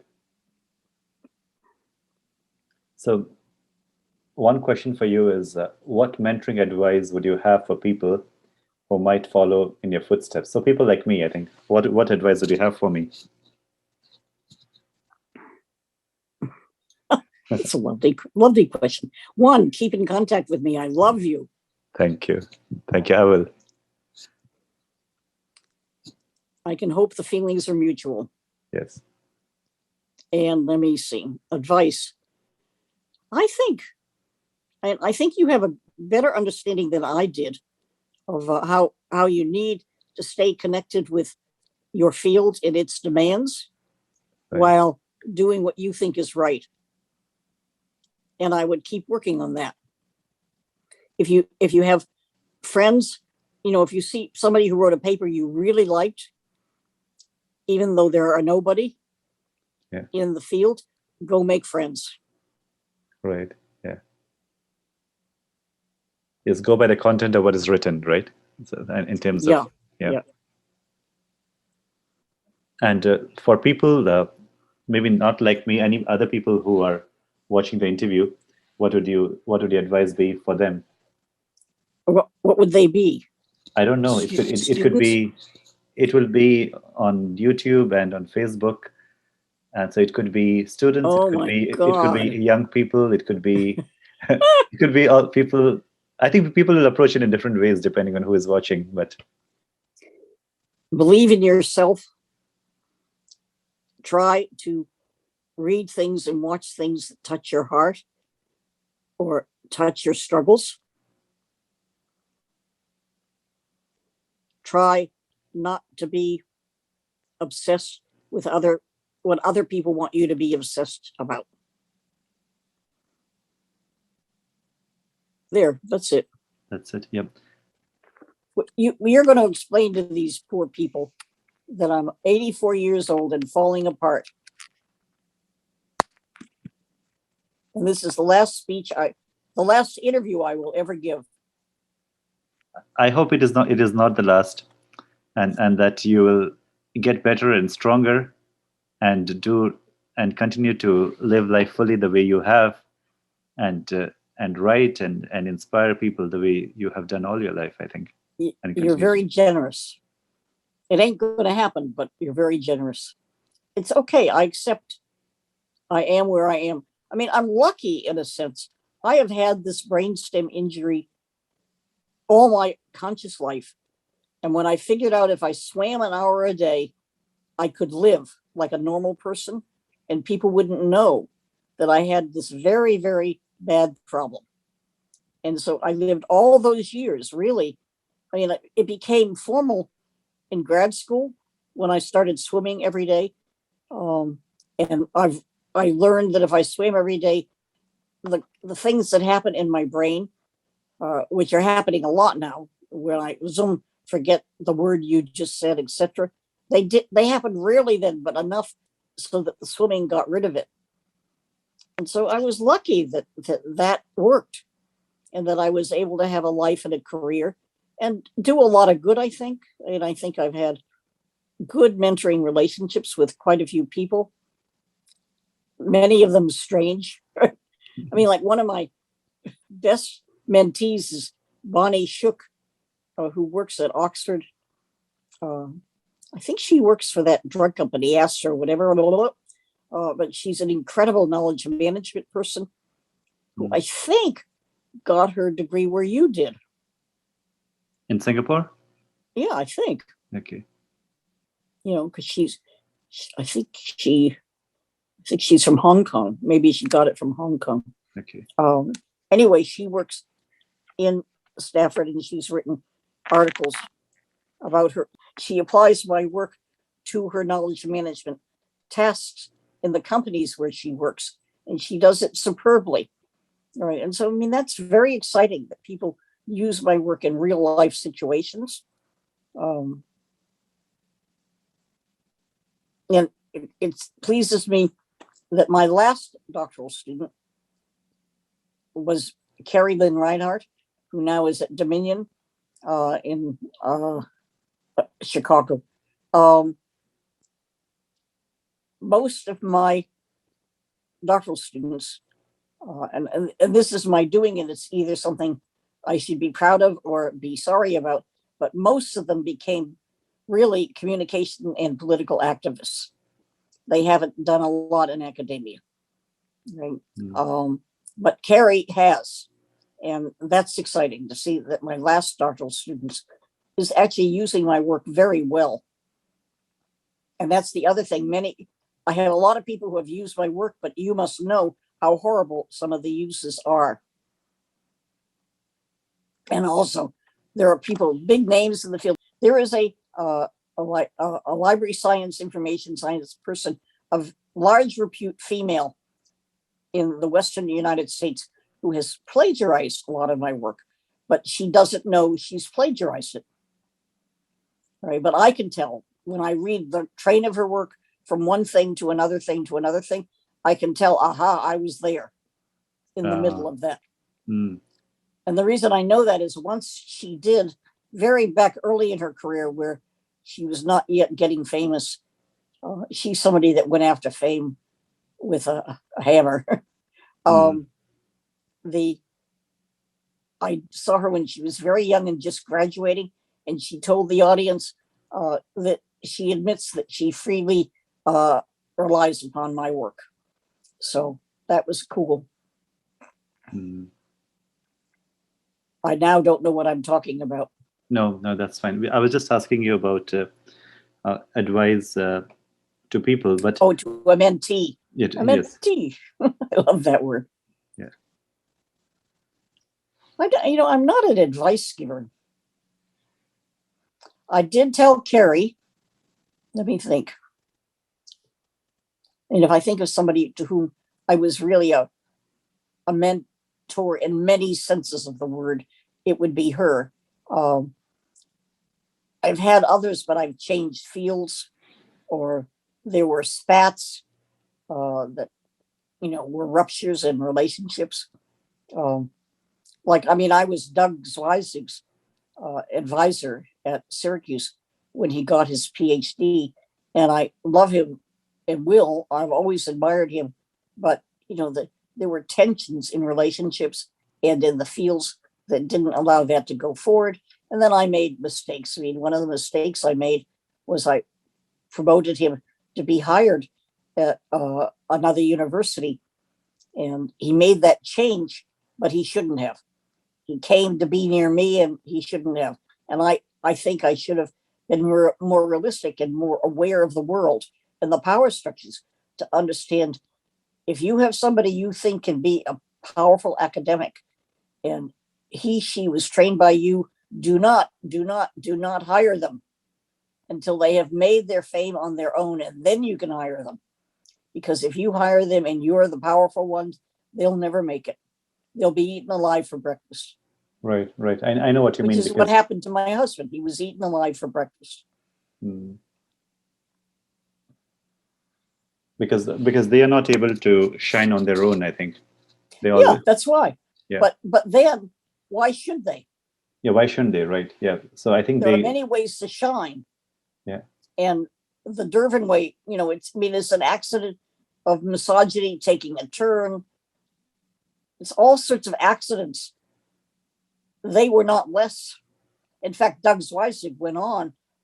He was a healthier person than my husband was. Right? He went on, and he went to Wisconsin in library science and taught more administrative type things.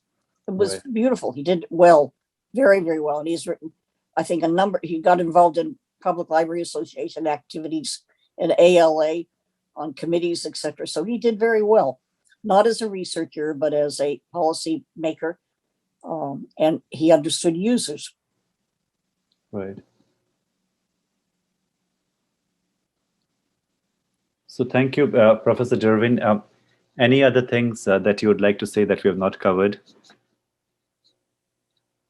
No, but I may think of some. But no, I think that's enough. So thank you so much, Professor Dervin. This has been probably the most enjoyable last 1 or 2 hours with you. Like a big highlight of my life, I think, because I've admired your work for more than a decade now. And aren't you sweet? I'm trying to think of. I'm going to think of some people that you got to go meet. Okay. So that you have. See, you shouldn't just have Brenda. You should have. I had, I think, 3, 4, maybe even 5 people who were, I thought, very smart and who not always on the same road. We understood each other, and that seems almost more important than agreeing. Right. Is understanding. Yes. When you say something, do they think you're a lunatic? Mm-hmm.